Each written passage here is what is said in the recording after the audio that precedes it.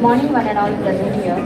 We are commencing the second week of our session. So, to initiate our today's session, I request today's speaker, Dr. Shyam Babu Prasad, and the chairperson, Dr. Shishir Pandey sir, to acquire the chairs on the dais.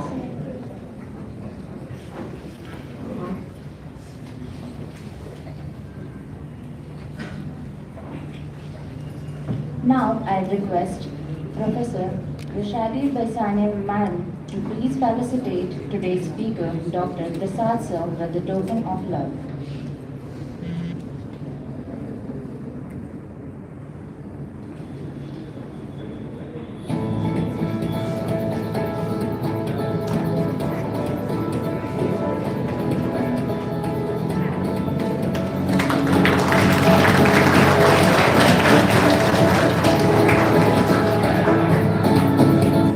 Now I request Dr. Ashish Pawar sir to please felicitate today's chairperson, Dr. Pandey sir, with the token of love.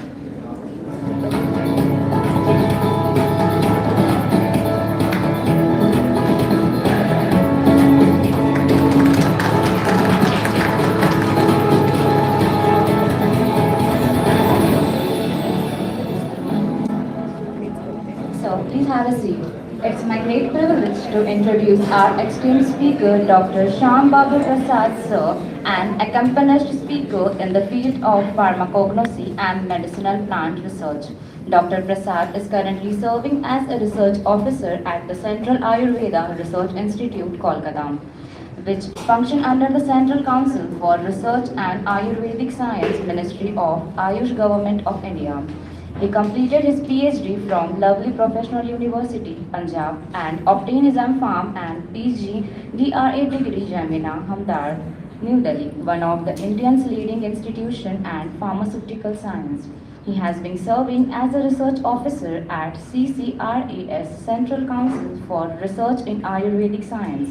It is a government organization, autonomous bodies under the Ministry of Ayush Government of India. He has significantly contributed to scientific research with more than 70 plus publications and reputed national and international journals. He has also recognized through several awards, Research Excellence Award, Chancellor Research Excellence Award. He has significantly contributed to scientific communities through his research work and publication. He is a researcher with the expertise in monograph development and the herbal studies. On behalf of our institution, I extend a warm welcome to Dr. Prasad sir. Now, it's my pleasure to introduce our esteemed chairperson for today's session, Dr. Shishir Purushottam Pandey sir, a distinguished academician and a researcher in the field of Ayurveda. Dr. Pandey is currently serving as a professor in the Department of Rasa Shastra and Bhaisajya Kalpana at Ayurveda Mahavidyalaya, Nashik. He completed in 1991 and MD in 1996 in Rasa Shastra and Bhaisajya Kalpana from Government Ayurvedic College, Nanded.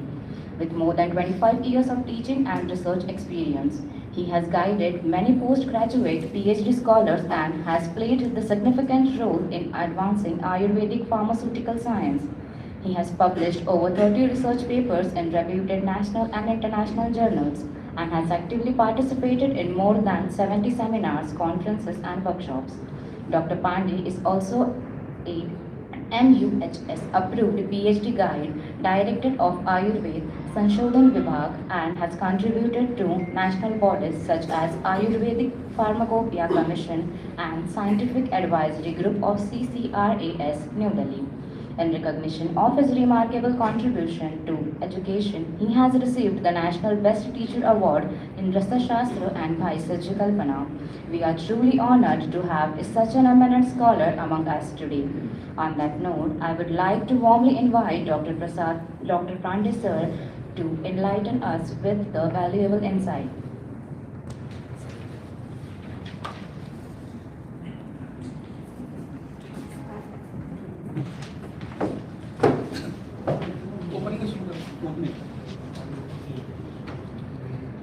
Respected dignitaries on the dais and off the dais of this workshop. today we gathered here to listen pharmacognosy in the current era. All of us know that the study related to the crude drugs may be herbal, mineral or animal origin are known as pharmacognosy. But is it new for us? Naturally no. In fact, we are the pioneers in this field. This branch was developed around 1000 BC. I quote some examples of this. Crude drugs were classified on the basis of their nature, that is Chetana and Achetana. That means living and non-living things. They were further divided on the basis of their origin as Audbhid means plant source, Jangam means animal source, and Sthavar means mineral source.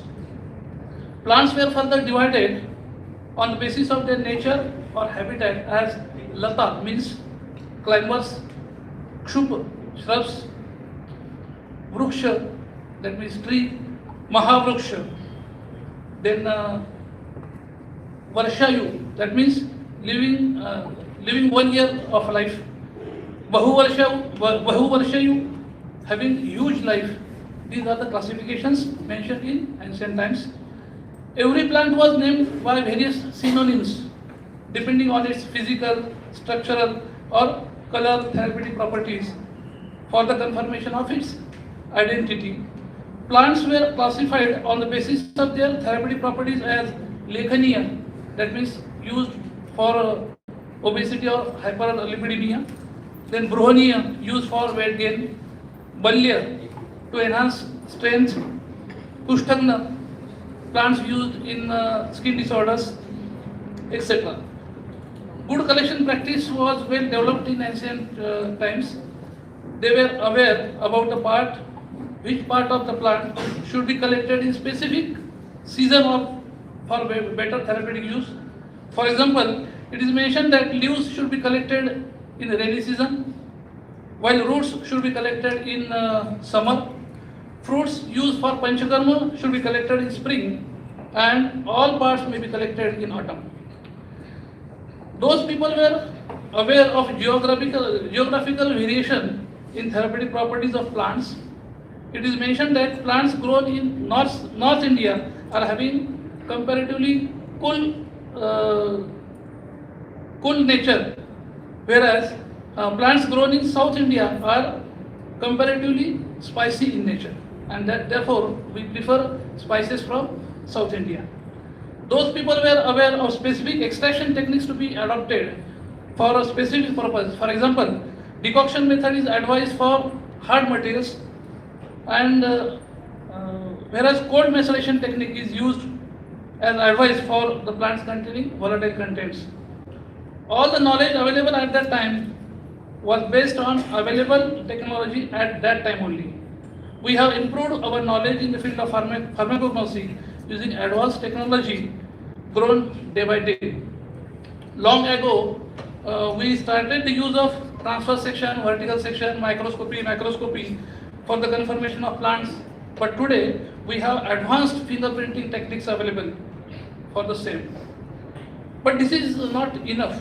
Our ancient scientists insisted us to collect medicinal plants that are naturally grown in forests, and they advised us not to use cultivated plants. But as a wild plants have to struggle for their existence in the forest, and therefore they are considered to have better potency than cultivated one. But today we don't have any other option to use cultivated plants. Therefore, I think we focus on good cultivation practices, alternative or substitute medicinal plants, and we have to develop new varieties for various purposes. As we are all eager to listen the advancement in pharmacognosy in the current era of evidence-based medicine, without taking much time, I request Dr. Shyambabu Prasad sir to share his views. Thank you.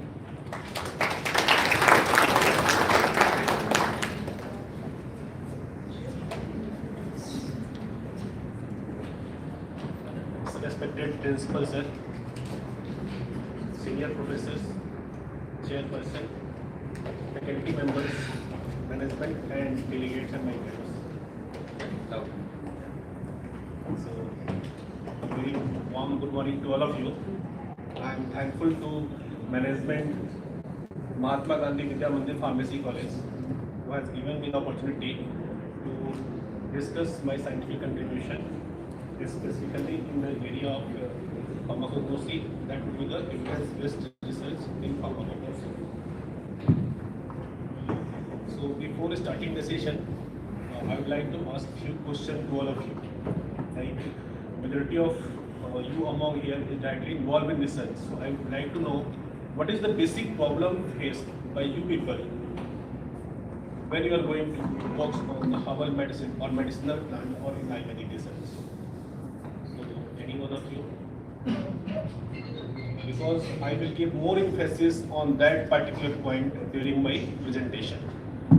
So what's the basic problem faced by you people? Any one of you? Sir, authentication. Authentication is one. Other? Getting markers. Getting markers. Third option? Analytical methods. Other problem? Climatic variation. Extraction of biocomponent large amount. Climatic variation due to that phytochemical variation exists. Yes, this is also one of the area. Anything else?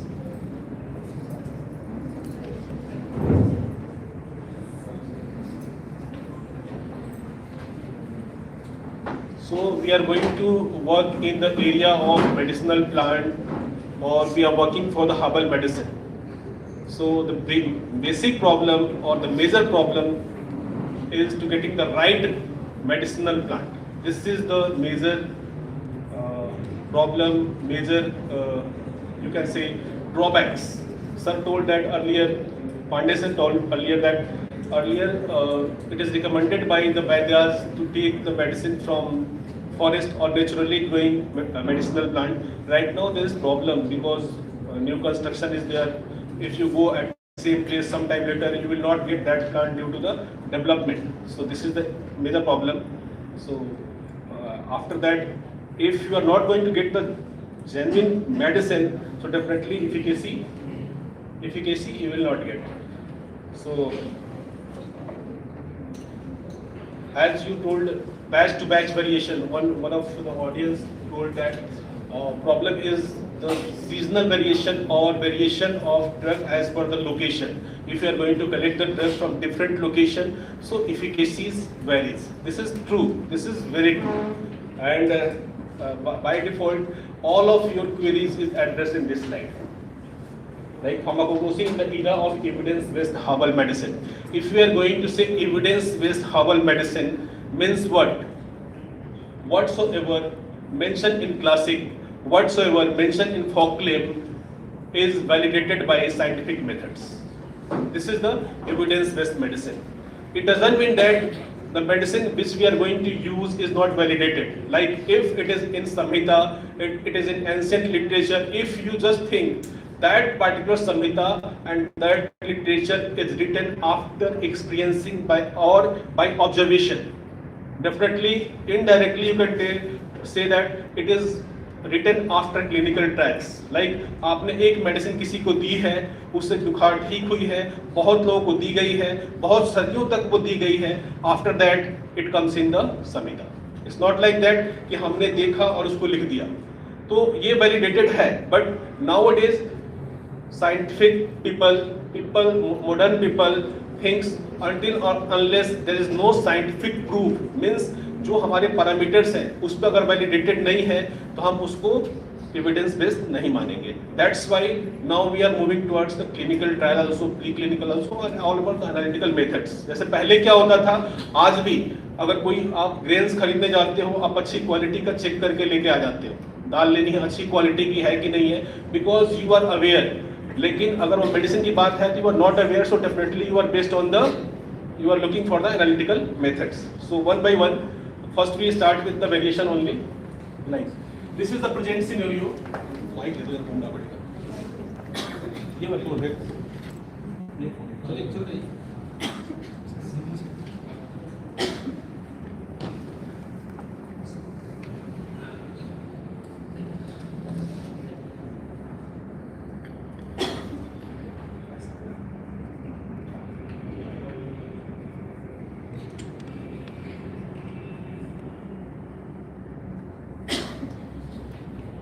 So, this is the standard data of one of the drug, Rubia cardifolia. I think majority of you people aware this plant. It is used as blood purifier in classics, and this is one of the very good herbs.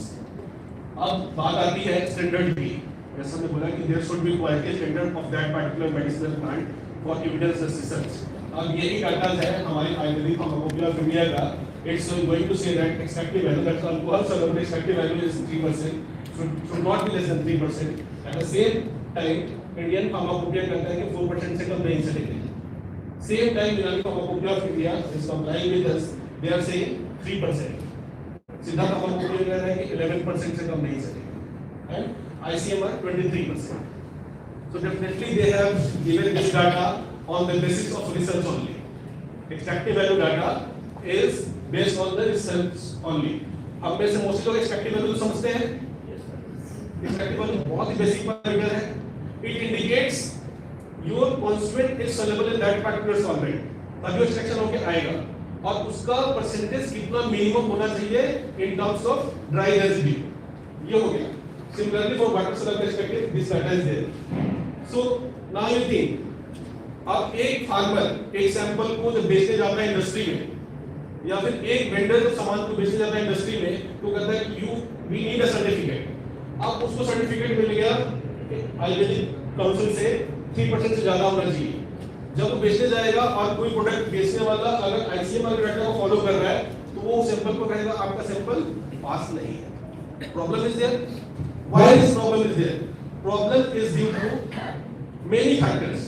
I will discuss in later slides, like as told, geographical variation, your seasonal variation, age of plant, plant parts, processing, everything contribute in this, and how we can overcome, we will see in this slide, and finally importance of pharmacology.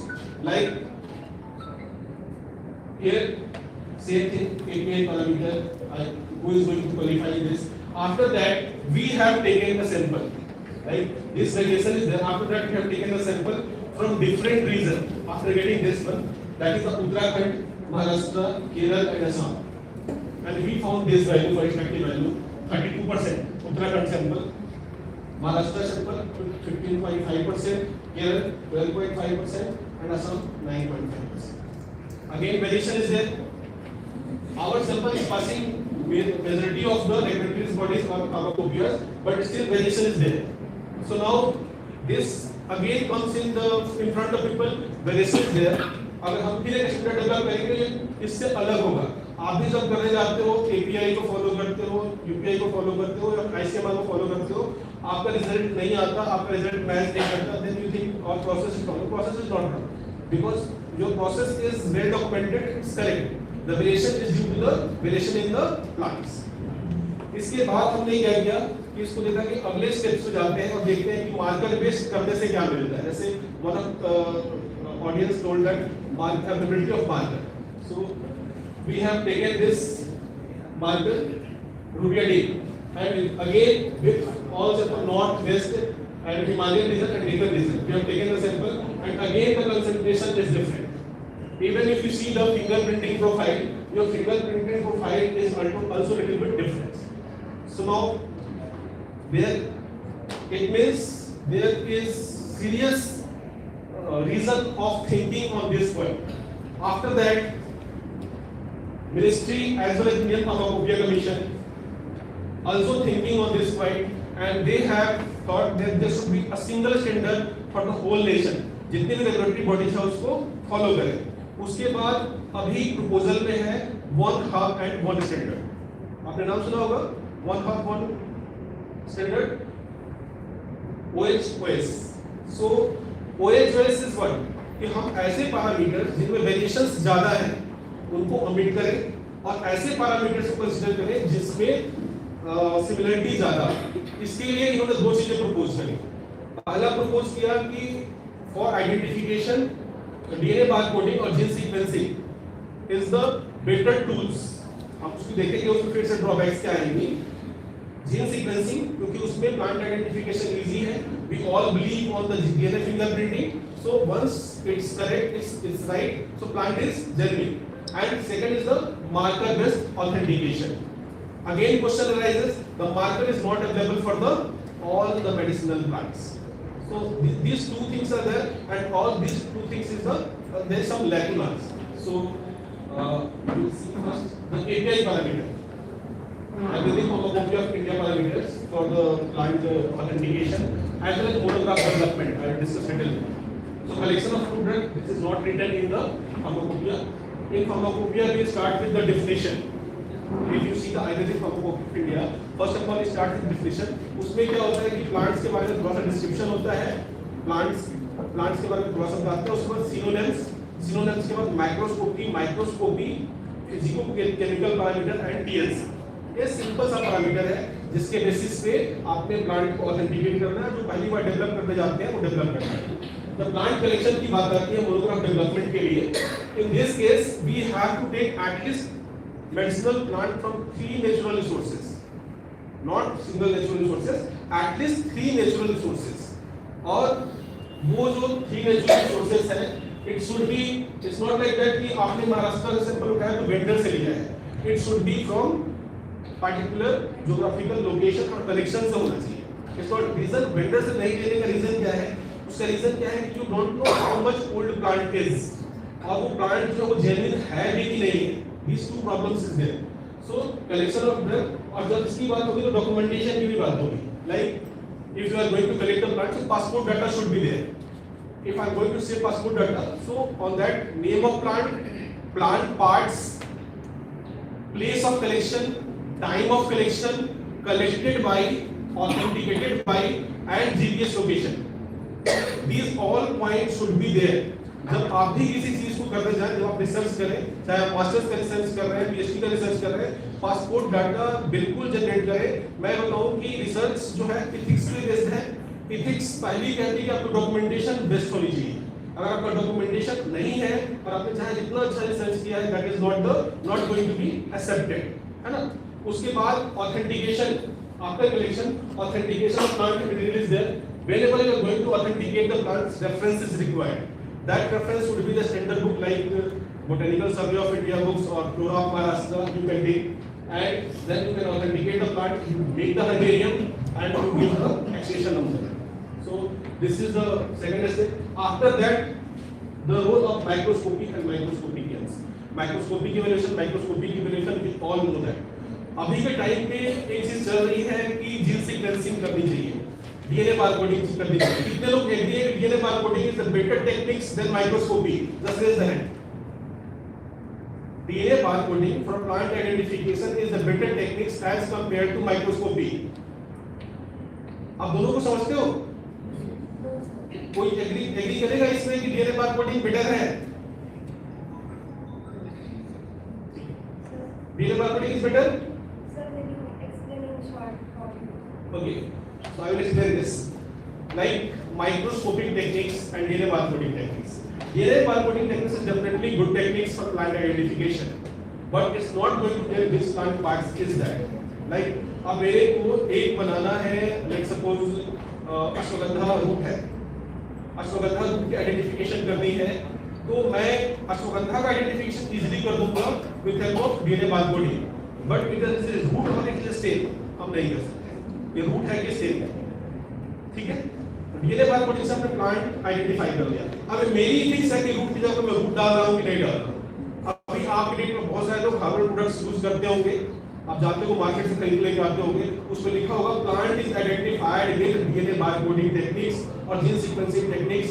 बहुत अच्छे brand से नाम किसी का नहीं लूंगा, उस पे अगर देखते हो तो खुश रहते हो कि तो अच्छी टेक्निक्स यूज की है। बट डू यू बिलीव कि अश्वगंधा रूट इतना इजीली मिल जाएगा? हमें रिसर्च में नहीं मिल रहा। हमारे साइंटिस्ट को जो बॉटनिस्ट हैं हमारे लिए वर्कआउट करते हैं, even they are the backbone you can say, वो अलग अलग जगह से रिसर्च ऑफिसर्स जाते हैं, उसके लिए असिस्टेंट डायरेक्टर्स जाते हैं, उनकी टीम जाती है और वो प्लांट्स को कलेक्ट करके लाते हैं। आप उनको अश्वगंधा बोल दो कि 10 किलो चाहिए नेचुरल रिसोर्स से, तो बहुत मुश्किल काम है, वो नहीं ला पाते। लेकिन इंडस्ट्री की डेली की इतनी ज्यादा सेल है, कहाँ पॉसिबल है? आप सोचो कि आपको रूट मिल रहा है कि नहीं मिल रहा है। रूट एक प्लांट पे अगर 10% है तो 90% साथ में सेम है। अगर आप उसको पाउडर कर दो तो कलर तो वैसा ही आ जाता है और बेच सकते हैं। ऐसा अगर एथिक्स नहीं है तो बेच रहे हैं, है ना। आप ये मैं सर से डिस्कस कर रहा था पार्टिसिपेंट से, because is expert here in Ayurveda. Like जो हमारा अश्वगंधा है उसका रूट हमारा एनाबोलिक है, इट्स फॉर द स्टेमिना, और जो उसका स्टेम है रिवर्स है, रिवर्स में कैटाबोलिक है। स्टेम जो उसका कैटाबोलिक एक्शन में है और वो स्टेमिना को डाउन करता है। आप बताओ क्या अश्वगंधा खाने से फायदा हुआ कि नुकसान हुआ? जीन सीक्वेंसिंग आइडेंटिफाइड करने के लिए है ना। तो gene sequencing is a better techniques for plant identification, but again there is a problem, there is only drawback that you are unable to identify which plant parts is used। ठीक है, पहला ये हो गया। अब जब हम बात करते हैं माइक्रोस्कोपी की, आप सेम टूल्स अपनाओ जो आप जीन सीक्वेंसिंग में करने जा रहे हो। आप बताते हो कि इट्स 99.9% रिजेम्बलेंस, यानी कि आप सारे जीन सीक्वेंस को आपने टारगेट कर लिया। Similarly if you are going to do the microscopy, आपने पहले एनाटॉमी में जितनी चीजें हैं सबको देखना है, सबको आइसोलेट करना है पाउडर माइक्रोस्कोपी में, और फिर आपको मैच करना है। वो हम नहीं कर पाते। क्यों नहीं कर पाते?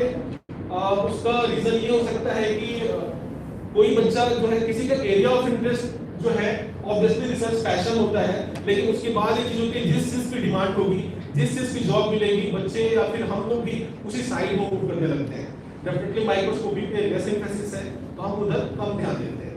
जैसे अगर लेट सपोज हमारी 206 हड्डियां हैं, 206 हड्डियों के बेसिस पर हम ह्यूमन के एनाटॉमी को डिफाइन कर सकते हैं।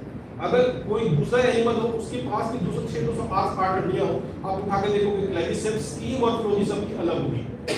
सिमिलरली अगर एक प्लांट है, जैसे मैं सिंपल एग्जांपल लेता हूँ, नाम बोलता हूँ, एक लीफ की आप एनाटॉमी करने जाते हो, तो लीफ में आपको क्या मिलेगा? ट्राइकोन्स मिलेगा, एपिडर्मिस मिलेंगे, पेलिसेड सेल मिलेंगे, कॉर्टेक्स मिलेगा, वैस्कुलर बंडल्स मिलेंगे, स्टोन सेल्स मिलेंगे, है ना, फाइबर्स मिलेंगे, स्टार्च ग्रेन्स मिल सकते हैं, और भी कुछ चीजें मिल सकती है ना। तो आपको पता है कि लीफ में 13 पॉइंट्स है। आपने एनाटॉमी करी, टीएस किया आपको दिखा कि ये कैरेक्टर्स हैं। उसके बाद आपने वो सारे कैरेक्टर्स को पाउडर माइक्रोस्कोपी में लेना, ठीक है। यानी कि आप एक सिंपल माइक्रोस्कोपी करने जाओगे तो आपको 13 to 14 पॉइंट्स मिनिमम आपको कैरेक्टर्स होंगे। अब आप कोई भी रिसर्च आर्टिकल उठा के देखना, 5 से ज्यादा कैरेक्टर्स नहीं है, और वो भी जो 5 कैरेक्टर्स वो डायग्नोस्टिक नहीं है। लाइक अगर किसी को बात की करनी है microscopy, what is going to write, it contains cork, सब में फर्दर कॉर्क का डिफिनेशन है, फर्दर टाइप्स ऑफ कॉर्क उसको डिफाइन नहीं है। फिर देयर इज स्टोन सेल, सब में है ना, स्टोन सेल सारे ड्रग्स में है। फिर 32 टाइप्स ऑफ स्टोन सेल्स है, वो किस टाइप का नहीं है वो आपने नहीं लिखा है। अगर आप सिर्फ आप वर्कआउट करोगे 10 डेज लगेगा, इससे ज्यादा नहीं लगेगा। 10 डेज में आपके पास सारे स्ट्रक्चर्स के एक इमेज के साथ आपके पास डाटा बन जाएगा, और उसके बाद आप प्लांट को आइडेंटिफाई करके ढंग से लिखो। I am going to tell you this technique is better than the gene sequence. जब आप करेंगे आप बिल्कुल प्लांट पार्ट्स आइडेंटिफाई कर पाएंगे, और आप जीन सीक्वेंसिंग से बेटर आइडेंटिफाई करेंगे, इसमें कोई दो राय नहीं। लेकिन इसमें 15 दिन मेहनत करनी पड़ेगी, और इसलिए करनी पड़ेगी क्योंकि कहीं ना कहीं स्टैंडर्ड डाटा है नहीं, और जिनके पास है वो पब्लिश कर दिया, ठीक है। तो दोनों चीजें हैं, जिनके पास है उनको एक्सपर्ट बने रहना है, एक्सपर्ट तभी तक बने रहेंगे जब तक डाटा उनके पास है, और अगर पब्लिक डोमेन में आ गया तो फिर उनको कौन पूछेगा। तो आपको खुद वर्कआउट करना पड़ेगा, स्कैटर्ड डाटा है, और उसके बेसिस पे जब आप स्टैंडर्ड डेवलप करेंगे तो आपको प्लांट रियली डिटरमाइंड हो जाएगा, आप ऑथेंटिकेट कर पाएंगे। और plant identification is easy, it's not difficult. और आप देखो कि इंडस्ट्री में सबसे ज्यादा डिमांड जो है रॉ मटेरियल और फिनिश प्रोडक्ट के इवैल्यूएशन की है। अगर जॉब की बात करो, फॉर्मुलेशन बनाना एक एसओपी है, स्टैंडर्ड ऑपरेटिंग प्रोसीजर्स बनना है, लेकिन जितने सैंपल आएंगे सबकी टेस्टिंग तो पहले होगी। अब एक आयुर्वेदिक इंडस्ट्री में अगर महीने में मान लो कि 500 हब से बैच आते हैं खरीद के, सबकी टेस्टिंग करनी है, सबकी माइक्रोस्कोपी होनी है, अब वो नहीं रहा तभी तो हमारी रिक्वायरमेंट नहीं है। उसको किया नहीं जा रहा है, किया जाएगा तो जल्दी से जाएगी। तो जो माइक्रोस्कोपिक इवैल्यूएशन है, microscopic evaluation more over gene sequencing, ये हमारे एरिया का पैरामीटर में जीन सीक्वेंसिंग अभी नहीं है, ठीक है। तो ये प्लांट आइडेंटिफिकेशन में हेल्प करेगा। देन फिजिकोकेमिकल पैरामीटर, इसमें लॉस ऑन ड्राइव है, एक्सट्रैक्टिव वैल्यू है, एस वैल्यू है, एंड देन योर टीएलसी। सिर्फ इतने पैरामीटर्स हैं, 3 बैच के लिए करना है और उसका स्टैंडर्ड आपको डेवलप करना है। ये बेसिक चीजें हैं। फिर वन हाफ वन स्टैंडर्ड की जरूरत है। आप जितने भी ये देखिए हमने ये पैरामीटर मोस्टली रेगुलेटरी बॉडी सारी इसको फॉलो कर रही है। जो इंडियन फार्माकोपिया कमीशन है उन्होंने एक नया प्रपोजल दिया है, आईबीसी है, I am not talking about the pharmacopoeia commission of Indian system of medicine and homeopathy, I am talking about Indian pharmacopoeia commission, वो भी इसमें प्रपोज कर रही है। तो उन्होंने क्या किया है कि मार्कर जहां नहीं है वो टीएलसी के जो आपके क्रोमेटोग्राम है वो ऐसे बोल रही है कि जितने क्रोमेटोग्राम आ रहे हैं उन सबको ऐसा स्टैंडर्ड आप यूज कीजिए, एक ढंग से स्टैंडर्ड डेवलप कर लीजिए। उसको आप क्या करते हो, आरएफ वैल्यू मैसेज तो करते हो, तो उसमें से 6 या 7 को आप मार्कर की तरह ट्रीट करते हैं कि 7 जो कंपाउंड्स हैं इनके कलर ऐसे हैं कि आरएफ वैल्यू जैसे हैं, उस मेथड को वैलिडेट करके रखिए ताकि इसको लोग यूज कर पाए। So these are the things. Now there is need of one half one standard. Reason क्या है, ताकि एक ड्रग हो उसका एक स्टैंडर्ड हो। जैसे हम सब लोग इस प्रॉब्लम से फेस करते हैं, एक मेडिसिन प्लांट लेके आएंगे, जब हम उसकी टेस्टिंग करने जाएंगे, जैसे आप कोई भी ड्रग पे काम करने जाते हो, पहले इररिस्पेक्टिव ऑफ द स्पेशलाइजेशन आपको उस ड्रग को पहले स्टैंडर्डाइज करना है। चाहे आप फार्माकोलॉजी के लिए काम करो, केमिस्ट्री के लिए काम करो, स्टैटिस्टिक्स के लिए काम करो, पहले आपका वो ड्रग जो है पास होना चाहिए। जैसे आप कैसे कोई ड्रग लेके आते हो फार्मास्यूटिक्स के लिए, तो पहले चेक करते हो उसकी परसेंटेज प्योरिटी क्या है, फिर उसका वर्कआउट करना शुरू करते हो। सिमिलरली अगर आप ड्रग को लेकर आए तो पहले देखना है कि हमारा ड्रग जेन्युइन है कि नहीं है। अगर जेन्युइन ड्रग है then you have to go further. तो this one half one standard is the need of current hour, है ना, क्योंकि अभी 5 लोग हैं वर्कआउट कर रहे हैं इंडिया में, बाहर की बात नहीं कर रहा। यूनाइटेड स्टेट फार्माकोपिया अलग है, आपका यूरोपियन फार्माकोपिया अलग वर्कआउट कर रहा है।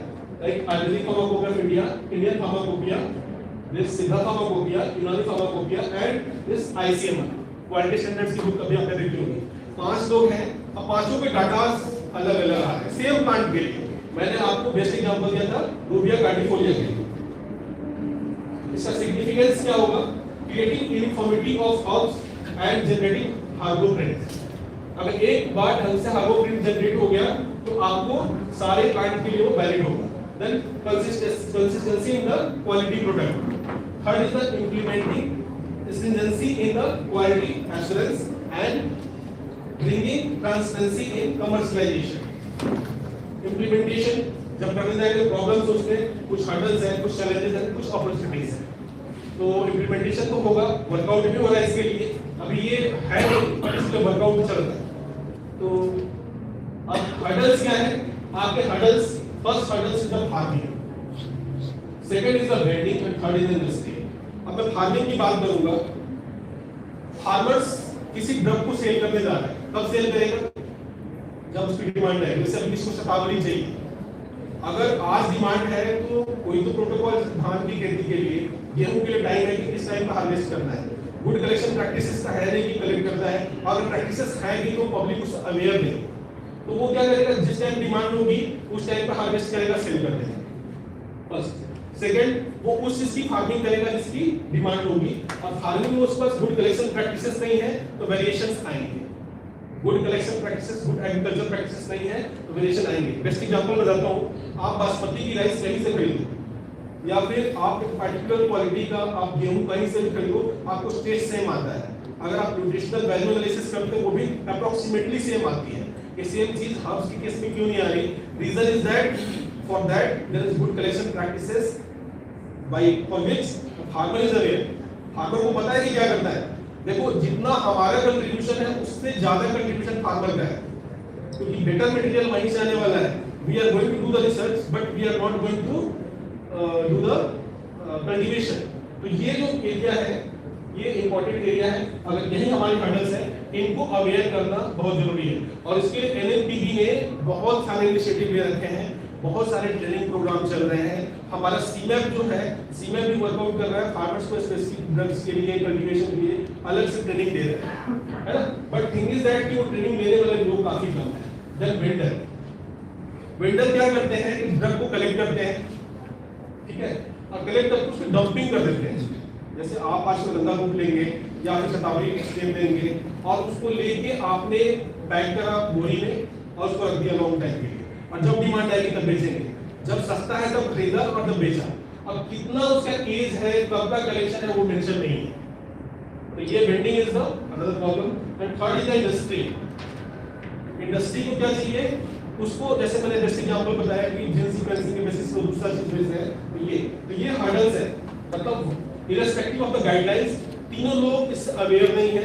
इनके पास हम एसओपी नहीं दे पा रहे हैं प्रॉपर। एसओपी देने का मतलब कि हमने बोल दिया कि हमें ये चीज फॉलो करनी है और इसका डॉक्यूमेंटेशन चाहिए ही चाहिए, तो वो करना ही पड़ेगा, लेकिन वो हो नहीं पा रहा। ठीक है, चैलेंजेस क्या है, हमारी biodiversity, good collection practices and good agriculture practices, से इसके लिए क्या है कि आप पूरे इंडिया में एक चीज को इम्प्लीमेंट नहीं कर सकते। आप जितनी कोशिश करें, नागपुर संतरा वाली क्वालिटी हम पुणे में तो नहीं ला सकते, ठीक है ना, वो वहीं का रहेगा, वो वहाँ का ज्योग्राफिकल मार्कर है, इसीलिए उसको बनाया गया क्योंकि वहाँ की क्वालिटी बेस्ट है।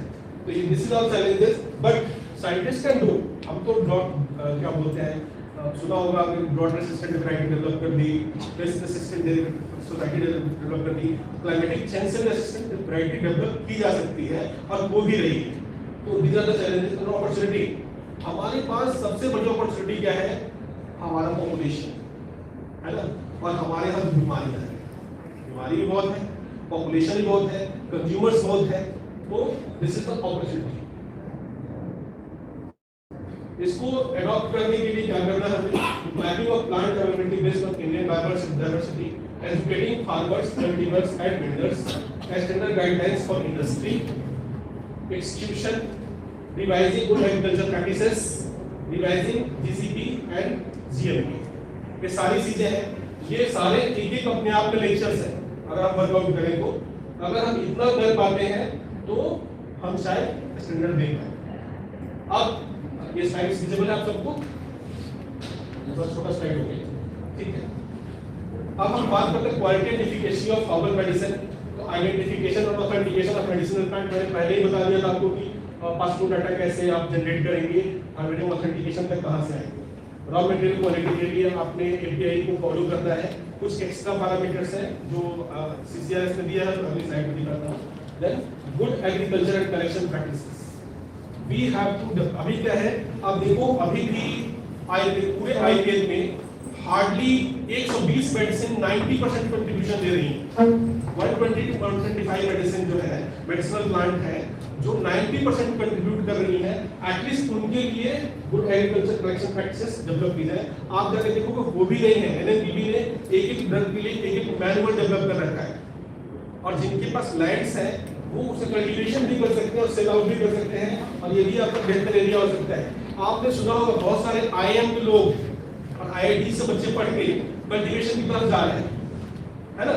एटलीस्ट जिनकी इंटरेस्ट है मेडिसिनल प्लांट में और जिनको आता है हमारे फार्मेसी के बच्चे, वो भी यहाँ पे भी अपना एरिया डेवलप कर सकते हैं। जब वो अपना टर्नओवर करोड़ों में लेके आ सकते हैं तो हम भी लेके जा सकते हैं, बस हमें सोचने की जरूरत है। Then processing, this is very important step where quality of medicinal plants is going to fail. Processing, जैसे मैं एक एग्जांपल देता हूँ, आंवला आप में से कितने लोगों ने ट्राई किया है? आंवला को कभी भी कट करने के बाद आपने ट्राई किया है? अब देखना थोड़ा सा फंगस टाइप का आ जाता है, कितनी भी कोशिश करो चला जाता नहीं है ना। आंवला तो अच्छा है, लेकिन जब फंगस आएगा तो अफ्लाटॉक्सिन तो देगा, जब अफ्लाटॉक्सिन आएगा तो हेपाटोटॉक्सिसिटी भी होगी। अब आप घर पे कितनी भी कोशिश कर लो ढंग से ड्राई नहीं हो पाता, लेकिन हमारे आईवीएफ में सर बेहतर इस चीज को बताएंगे कि उसको अगर ड्राई करना, थोड़ी सी स्टीमिंग करनी है, स्टीमिंग करने के लिए उसको सन ड्राई करना है।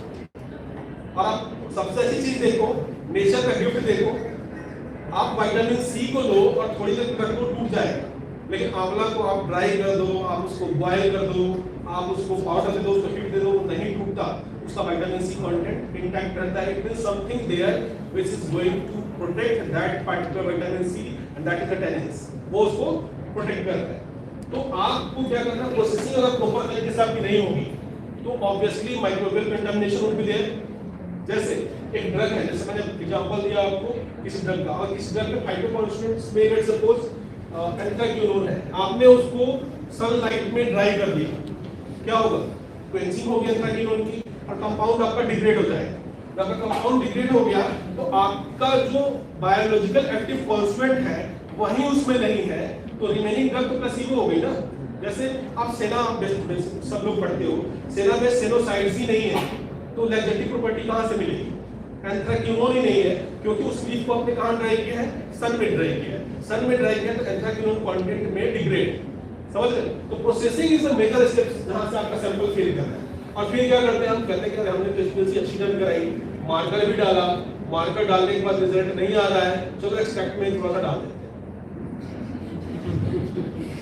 जनरली एक्चुअली वो करने की जरूरत नहीं है, सोचने की जरूरत है कि वो आ क्यों नहीं आ रहा है। करना क्या है? आप उसको ड्राई ठीक से करो, आपका उसमें सेनोसाइड्स आएगा। हमें किसी मैनिपुलेशन की जरूरत नहीं पड़ेगी, पहले हमें अपने सब्जेक्ट को जानना है। एक ये हो गया प्रोसेसिंग, ठीक है ना। दो बेसिक आपको एग्जांपल बताए, बहुत सारे एग्जांपल है, सिर्फ प्रोसेसिंग पे करें तो बहुत लंबा लेक्चर हो जाएगा। तो आपको एक सिंपल बताया कि आपका जो ड्राई करने जा रहे हो, you have to dry very carefully by considering the phytoconstant present in that.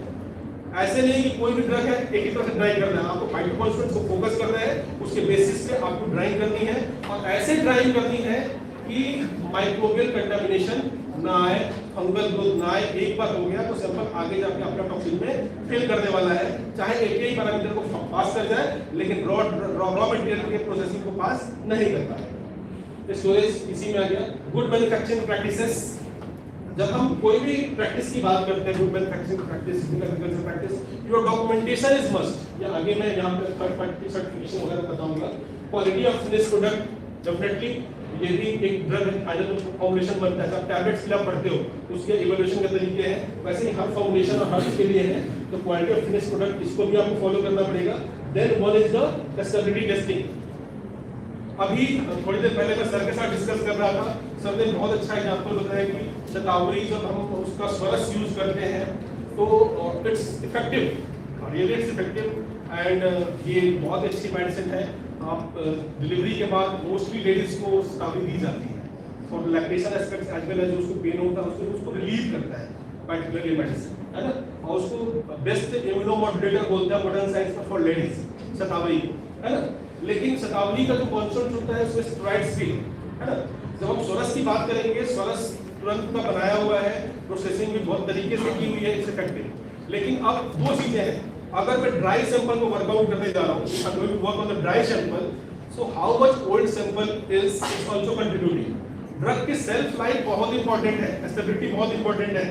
अगर 3 साल के बाद वो रख दिया आपने और जो स्टेरॉइड्स उसका टूट गया, स्टेरॉइड्स उसमें रहा नहीं, तो मार्कर उसमें है नहीं, जो बायो मार्कर्स है, एफिकेसी नहीं आएगी। इसके लिए कोई दोषी नहीं है। प्रॉब्लम क्या है कि उसका पासपोर्ट डाटा आपके पास नहीं है, जो आपने हर्ब्स लिया था उसका पासपोर्ट डाटा आपके पास होता, and once you know that the stability of this particular herbs is only 2 year. अभी आप देखोगे बहुत सारे आयुर्वेदिक मेडिसिन का जो चूर्नास है स्पेशली, उनका एक्सपायरी डेट 1 ईयर में दे दिया गया, पहले नहीं होता था, अभी 1 साल में दे दिया गया।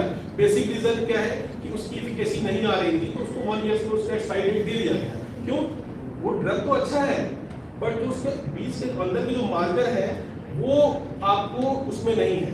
अब बहुत सारे हमारे जो आयुर्वेदिक एक्सपर्ट हैं वो भी संविधान और इसके एग्जांपल दिए कि भाई बहुत सारी मेडिसिन पुरानी होने के बाद ही एफिकेसी देती है।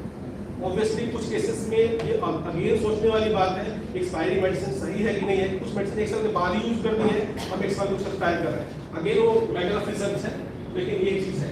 तो documentation is very important. Now stability testing, stability testing आपको जैसे आप सिंपल अपने किसी भी न्यू केमिकल एंटिटी के लिए करते हो, similarly you have to perform for the your herbs. और सबसे इजी तरीका बताता हूं आपको, अगर आपको करना है स्टेबिलिटी टेस्टिंग, कुछ नहीं करना, सिंपल एसक्यूएल सीजन में आप कर सकते हो। उसके लिए बहुत ज्यादा नहीं, 10 मिनट का टाइम चाहिए। जैसे आपने आज एक ड्रग को लिया, आप सिंपल 20 मिनट्स का आपने एक रन लगा दिया एसपीएलसी का, आपका एरिया कितने पिक्स है ये आपको पता चल जाएंगे और उसका एरिया पता चल जाएगा, ठीक है। फिर आप 3 महीने, 6 महीने, 9 महीने, 12 महीने में आप कर दोगे तो सिर्फ एरिया की वैल्यू देखिए, नंबर ऑफ पिक्स देखिए। अब एरिया की वैल्यू अगर 90% से कम हो गया लेकिन सेल्फ लाइफ उसकी गई, सिंपल सी बात है, बहुत बड़ा कैलकुलेशन नहीं है।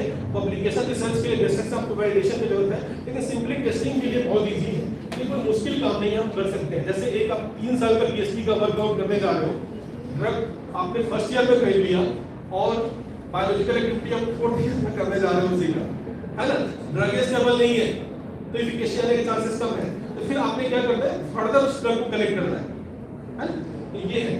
Then clinical trial and quality management system. आज के डेट में हर इंडस्ट्री में क्वालिटी मैनेजमेंट सिस्टम है जो कि आपको क्वालिटी को श्योर करती है, जिसको बोलते हैं आज के बोलते हैं हंटर है, वो आपको क्या बोलते हैं कि this is the protocol must be followed. आप एनालिटिकल वाले, फॉर्मुलेशन वाले सारे लोग उसी गाइडलाइंस को फॉलो कर रहे हैं, तो ये आप फॉलो करते हो, ये अच्छी बेसिक होती है। Then third party certification.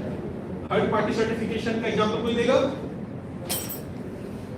जैसे हमारे लिए यहाँ पे है एकेडमिक्स के लिए एनबीए नैक, वैसे ही लैबोरेटरीज के लिए एनएबीएल, हॉस्पिटल के लिए एनएबीएच, है ना। एनएबीएल आता है तो क्या देखता है? लिनियरिटी। Linearity means what? सामान आया, है ना, हर चीज की एसओपी है, फाइनल प्रोडक्ट है, ये हर चीज का डॉक्यूमेंटेशन होना है। जैसे आपको एक सिंपल में एग्जांपल दे रहा हूं ट्रिफ्लाजोन का, है ना। सो ट्रिफ्लाजोन यू नीड 3 हर्ब्स, हरड़, बहरा, आंवला, है ना। ये कलेक्ट होके आ गया, जब कलेक्ट होके आएगा तो उसके पासपोर्ट डाटा होना चाहिए और जहां से आया उसका डिटेल होना चाहिए, ठीक है ना। फिर जितने इवैल्यूएशन पैरामीटर्स है उन सबका डॉक्यूमेंटेशन होना चाहिए। एसओपी से उस फॉर्मुलेशन को कैसे वर्कआउट किया गया उसका डॉक्यूमेंटेशन होना चाहिए एंड फाइनली क्वालिटी कैसे स्टोर की गई है वो हर चीज का डॉक्यूमेंटेशन होना चाहिए। और जो आपका इंस्ट्रूमेंट उसमें इन्वॉल्व है वो एएमसी में होनी चाहिए और प्लस कैलिब्रेटेड होनी चाहिए। जैसे अगर आपका माइक्रोस्कोप कैलिब्रेटेड नहीं है, जनरली मोस्टली लोग नहीं करा पाते हैं, तो उस डाटा को जेन्युइन नहीं माना जाएगा, ठीक है। Third party certification is important Y, ताकि हम इस लेवल पे कुछ भी अपने आप से मैनेज कर रहे हैं तो थर्ड पार्टी आएगी और यहाँ पे इसको देखेंगे। Then clear labelling and instruction. Clear labelling and instruction ये बहुत इंपॉर्टेंट है। रीजन व्हाट कि आपका माइक्रोस्कोपी सेक्शन यहाँ पे है तो उस वहाँ पे लेवल होना चाहिए कि माइक्रोस्कोपी सेक्शन यहाँ से यहाँ तक है और जो भी एसओपी या वर्क इंस्ट्रक्शन है वो वेल लेबल्ड करके आपके पास होने चाहिए। जैसे आपने बोला कि माइक्रोस्कोपी का हमारा एसओपी ये है तो एसओपी की बुक भी उनके पास होनी चाहिए ताकि उसको देख सके, ठीक है, और उसका documentation. Then supply chain transparency, मतलब कहाँ से आया और कैसे निकला। Then training and technology transfer, this is very important. जैसे एक कोई भी साइंटिस्ट या फिर कोई मास्टर्स करके बच्चा आता है इंडस्ट्री में, फर्स्ट ऑफ ऑल उसको ट्रेनिंग दी जाएगी और ट्रेनिंग देने के बाद उसको बताना पड़ेगा, उसको श्योर करना पड़ेगा he can work independently, he can work under supervision. 2 step होते हैं। सुपरविजन का मतलब कि अगर उसको माइक्रोस्कोपी करने के लिए दी गई है या फिर एक्सपीरियंस चलाने के लिए दी गई है, he needs supervision. It means what? He can work under supervision of someone और उसकी ट्रेनिंग इतनी अच्छी हो जाती है कि वो खुद से वर्कआउट कर पाता है, हम उसको देते हैं कि ही कैन वर्क इंडिपेंडेंटली। आपको उसको सर्टिफिकेट इशू करना पड़ेगा, है ना। तो ये training and technology transfer is one of the most important thing. The research and development, जैसे एसओपी है उससे बेहतर हो सकती है, इसके लिए हमेशा वर्कआउट करना है। Then customer feedback and complaint, जैसे आपका प्रोडक्ट है उसके लिए कस्टमर फीडबैक हमेशा होना चाहिए। अगर सारी चीजों को हम इसी वर्कआउट कर पाते हैं definitely we can achieve the quality. सब टेस्ट पैरामीटर, एक रॉ मटेरियल के सीसीएस दिया है, अभी सीसीएस की बुक से उसमें इन्होंने दे रखा है कि अगर रॉ मटेरियल्स आ रहे हैं कहीं पे तो कौन-कौन से पॉइंट्स को कंसीडर करते हैं, like passport data, parts use, identification and substitutability होनी चाहिए। Then foreign matter, organic characters, microscopic loss of time, pH value gas, acid insoluble as, water soluble structure, alcohol soluble structure, volatile ion, TNC, essay of active constituent, test of heavy metals, pesticide residue, microbial contamination, then pathogens, aflatoxin and shelf life. ये सारे points इसमें consider होने चाहिए. Then for the plant extract, the plant extract की बात करेंगे तो सिर्फ माइक्रोस्कोपिक वाले और पासपोर्ट डाटा हटा के सारे पैरामीटर्स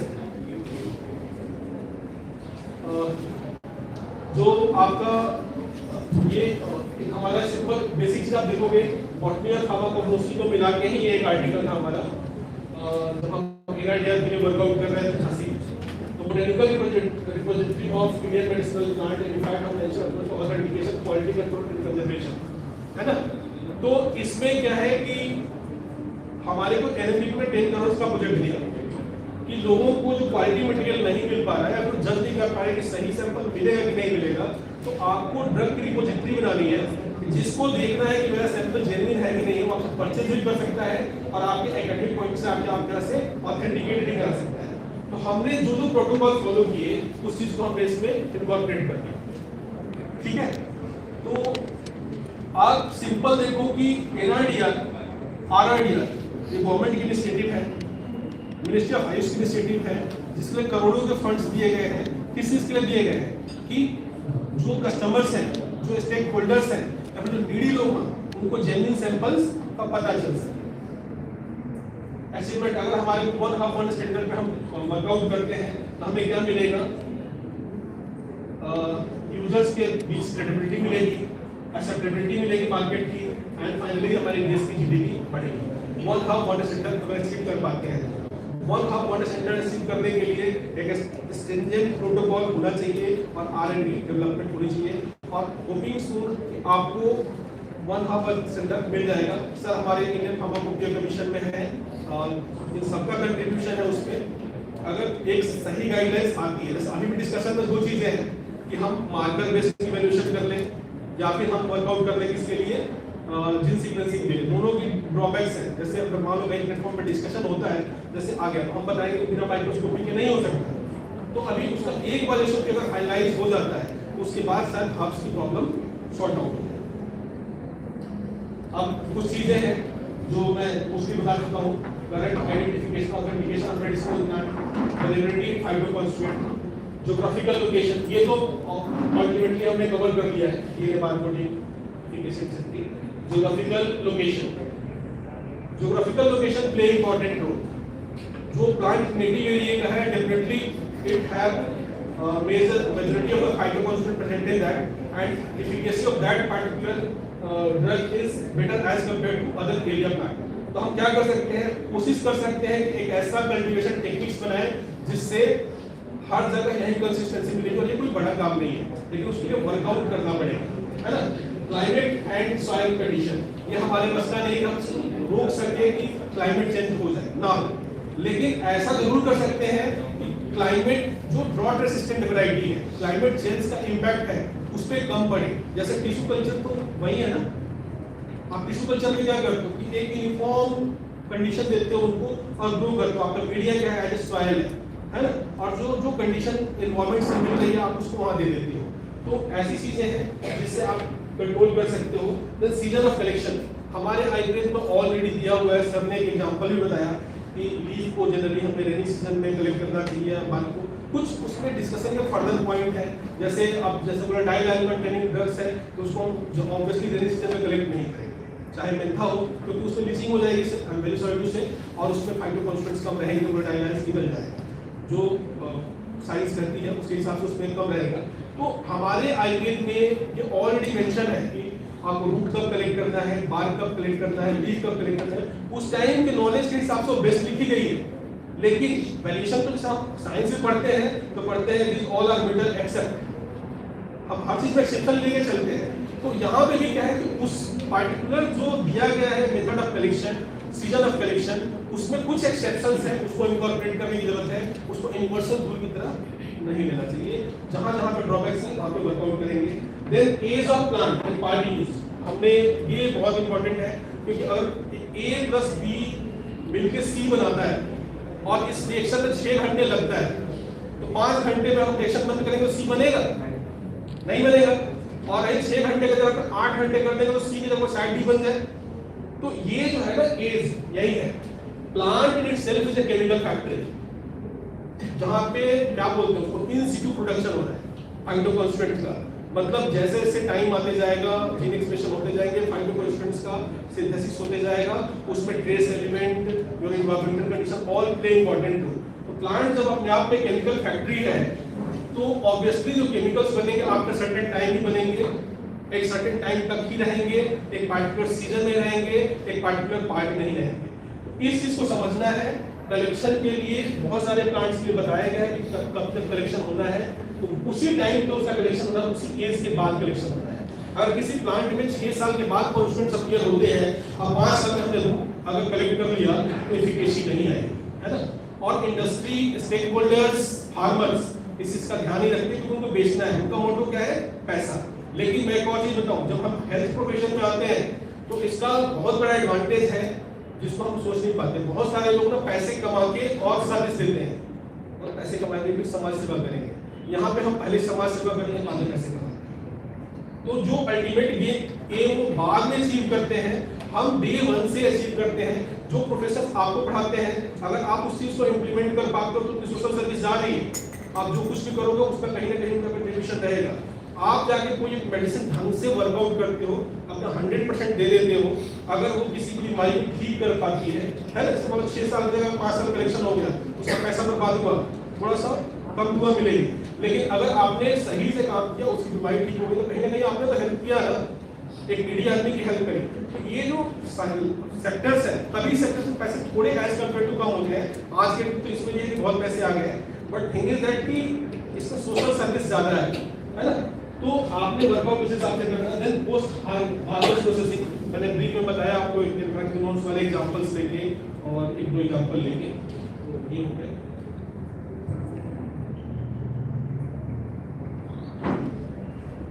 कॉम्प्लेक्सिटी ऑफ फाइटोकॉन्स्टिट्यूएंट्स। जो आप पारास्टामोल खाते हो, बहुत इजी है पारास्टामोल टेस्ट टैबलेट को इवैल्यूएट करना।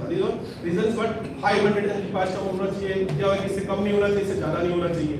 बट जब हर्ब की बात करते हो तो द एक्टिविटी इज इधर due to the single constituents और it may be to the branch of constituent, है ना। और बहुत बार को पता ही नहीं किसकी वजह से हो रहा है। तो ये कॉम्प्लेक्सिटी है और फिर वेरिएशन, ये मेजर चैलेंज है। तो इसको कैसे वर्कआउट करेंगे, अगेन वही agriculture collection practice and research and development. Then lack of standardisation, जैसे हमारे को बताया गया कि पूछा गया कि मार्कर, है ना। अभी आप देखना बड़ा अच्छा है, HPLC क्यू मार्कर भी लगाया गया है, मार्कर में लगा है कीटोल, कैफिक एसिड और गैलिक एसिड जो इजीली अवेलेबल, बीटा सिट्रोल सब लोग लगाते हैं, but it's not actually the marker for that particular. हमारे को क्या है कि प्रेशर है कि 4 मार्कर लगाने ही है आज के डेट में, है ना। कि आप मेडिसिनल प्लांट को वर्कआउट कर रहे हैं, एक्सट्रैक्ट पे वर्कआउट कर रहे हैं, अच्छे जर्नल में जाना है, 4 मार्कर से इवैल्यूएशन होना चाहिए। यहाँ एक उपलब्ध नहीं है तो फिर जो उपलब्ध है उसको लोग लगा देते नहीं, आपको मार्कर करना है। दूसरा, अगर उपलब्ध नहीं है तो हमारा ही रोल है, हमारा एक एरिया है आइसोलेशन का, हम कर सकते हैं। सेकंड, आप TLC के लिए जो सिंपल आज के डेट में TLC से MS जुड़ गया है ना, SPTLC MS techniques is there. आप अगर 10 कॉन्स्टेंट अगर 10 को कैरेक्टराइज कर सकते हो, पहले जितना हार्ड नहीं है, 15 साल 20 साल पहले जो हम लोग वर्कआउट कर रहे थे 2003 में, उस टाइम में बहुत मुश्किल था। उस टाइम पे आप आइसोलेट करोगे एक कॉन्स्टेंट को, टाइम लगेगा, 6 महीने 1 साल लगेंगे, फिर आप कैरेक्टराइज कर पाओगे। आप SPTLC की जो सिंपल प्लेट है उसको लीजिए, और अगर आपके पास टेक्निक है तो ठीक है, नहीं तो कैमरा काफी हेल्पफुल है, उनको भेजेंगे। आपको 5-6 मार्कर्स को ऐसे स्क्रैप करके निकाल के मास और एनिमल का डाटा दे देंगे। आज के डेट में तो AI भी है, आपको डाटा डालेंगे, आपको प्लांट आइडेंटिफाई होगा, मार्कर आइडेंटिफाई होकर आपको आ जाएगा, ठीक है ना। तो आप कर सकते हो, जो कंपाउंड है आज के डेट में ये इजी है, मार्कर की हर्डल्स रहेगी। दूसरा क्या है, आपको पता चल गया कि ये वाला TLC में ये वाला स्टेप है, प्रिपरेटिव TLC करके आप अपने लैबोरेटरीज में भी निकाल सकते हो, कैरेक्टराइज कर सकते हो। ये भी कोई बड़ी चीज नहीं है, लेकिन हमें करना पड़ेगा। हम सोचते हैं कि कोई हमें करके दे, कौन देगा, किसी को तो आगे आना पड़ेगा। एटलीस्ट जो लड़का PhD कर रहा है उस टॉपिक पे वो तो आइसोलेट कर लेगा, चाहे वो किसी सब्जेक्ट का हो। TLC हम सबको आती है।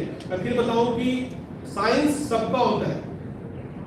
आपका जैसे फार्माकोलॉजी को एनुअल एक्टिविटी करना आपका राइट है, लेकिन इसका मतलब नहीं है कि HPLC किसी केमिस्ट्री का है, वो सबका है, वो तो इंस्ट्रूमेंट है, वो सबके लिए वर्कआउट करेगा, है ना। तो नई टेक्निक्स को अडॉप्ट करना जरूरी है और उसको वैलिडेट करना भी जरूरी है। तो मार्कर अवेलेबिलिटी अभी के टाइम में प्रॉब्लमेटिक नहीं है, आप उस चीज को वर्कआउट कर सकते हैं, सिंपल TLC का भी कर सकते हैं। क्वालिटी कंट्रोल एंड एडल्ट्रेशन, ये तो है और कभी खत्म नहीं होगा जब तक प्रोडक्ट मेकिंग की बात होगी। तो ये रिलेटेड स्पेसिफिक्स आर्टिफिशियल सब्सटेंसेस, आप बहुत सारे प्लांट जो है, एक ही प्लांट अलग अलग बोटेनिकल नेम्स है। जैसे मैं एग्जांपल बताता हूँ, रोहितक का नाम सुना आपने? रोहितक एक प्लांट है जो स्लिंगोमेगाली के लिए ट्रीटमेंट में यूज होता है। इस स्लिंगोमेगाली की वजह से बच्चों में बेसिकली बहुत पेट का दर्द होता है, आप जाते हो, आपको एंटीकोलिनर्जिक ड्रग पकड़ा देते हैं, आपके साल कम होता है, आपको दर्द खत्म हो जाता है, वो ट्रीटमेंट नहीं है। लेकिन रोहितक एक ड्रग है जो आयुर्वेद में है, जिसके लिए यूज होता है, और हमारा आयुर्वेदिक 2 प्लांट को एक्सेप्ट कर चुका है, टेकोला, टोलाटा एंड अफारामेक्सिस पॉलिस्टेकिया, है ना।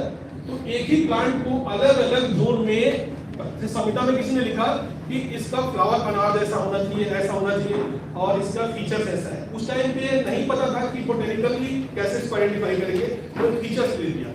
अब साउथ के लोगों ने पढ़ा, उन्होंने अपने हिसाब से जो प्लांट था उसको उठा लिया, नॉर्थ वालों ने अपने नाम से उठा लिया। जैसे अपने सब कुछ का भी नाम सुना होगा, 4-5 स्पीसीज है, वॉल्वस प्रोस्कलेस, वॉल्वस संसिग्वाइड्स, बहुत सारे क्लाइडोरिया कर्नाटा, सबको संकुष्पी के नाम से, जैसे पुष्प सब के जैसे और संकुष्पी, ऐसे लोगों ने कर लिया। तो correct identification of plant is important. Related species देखो कहने के लिए हम कहते हैं कि सबकी एफिकेसी है, मेमोरी आंसर है, लेकिन उसमें बेटा कौन है ये करके देखा जा सकता है। इन रियल प्लांट मटेरियल ये ऑब्वियसली जो ऊपर के पैरामीटर्स ऊपर कंट्रीब्यूट करेंगे।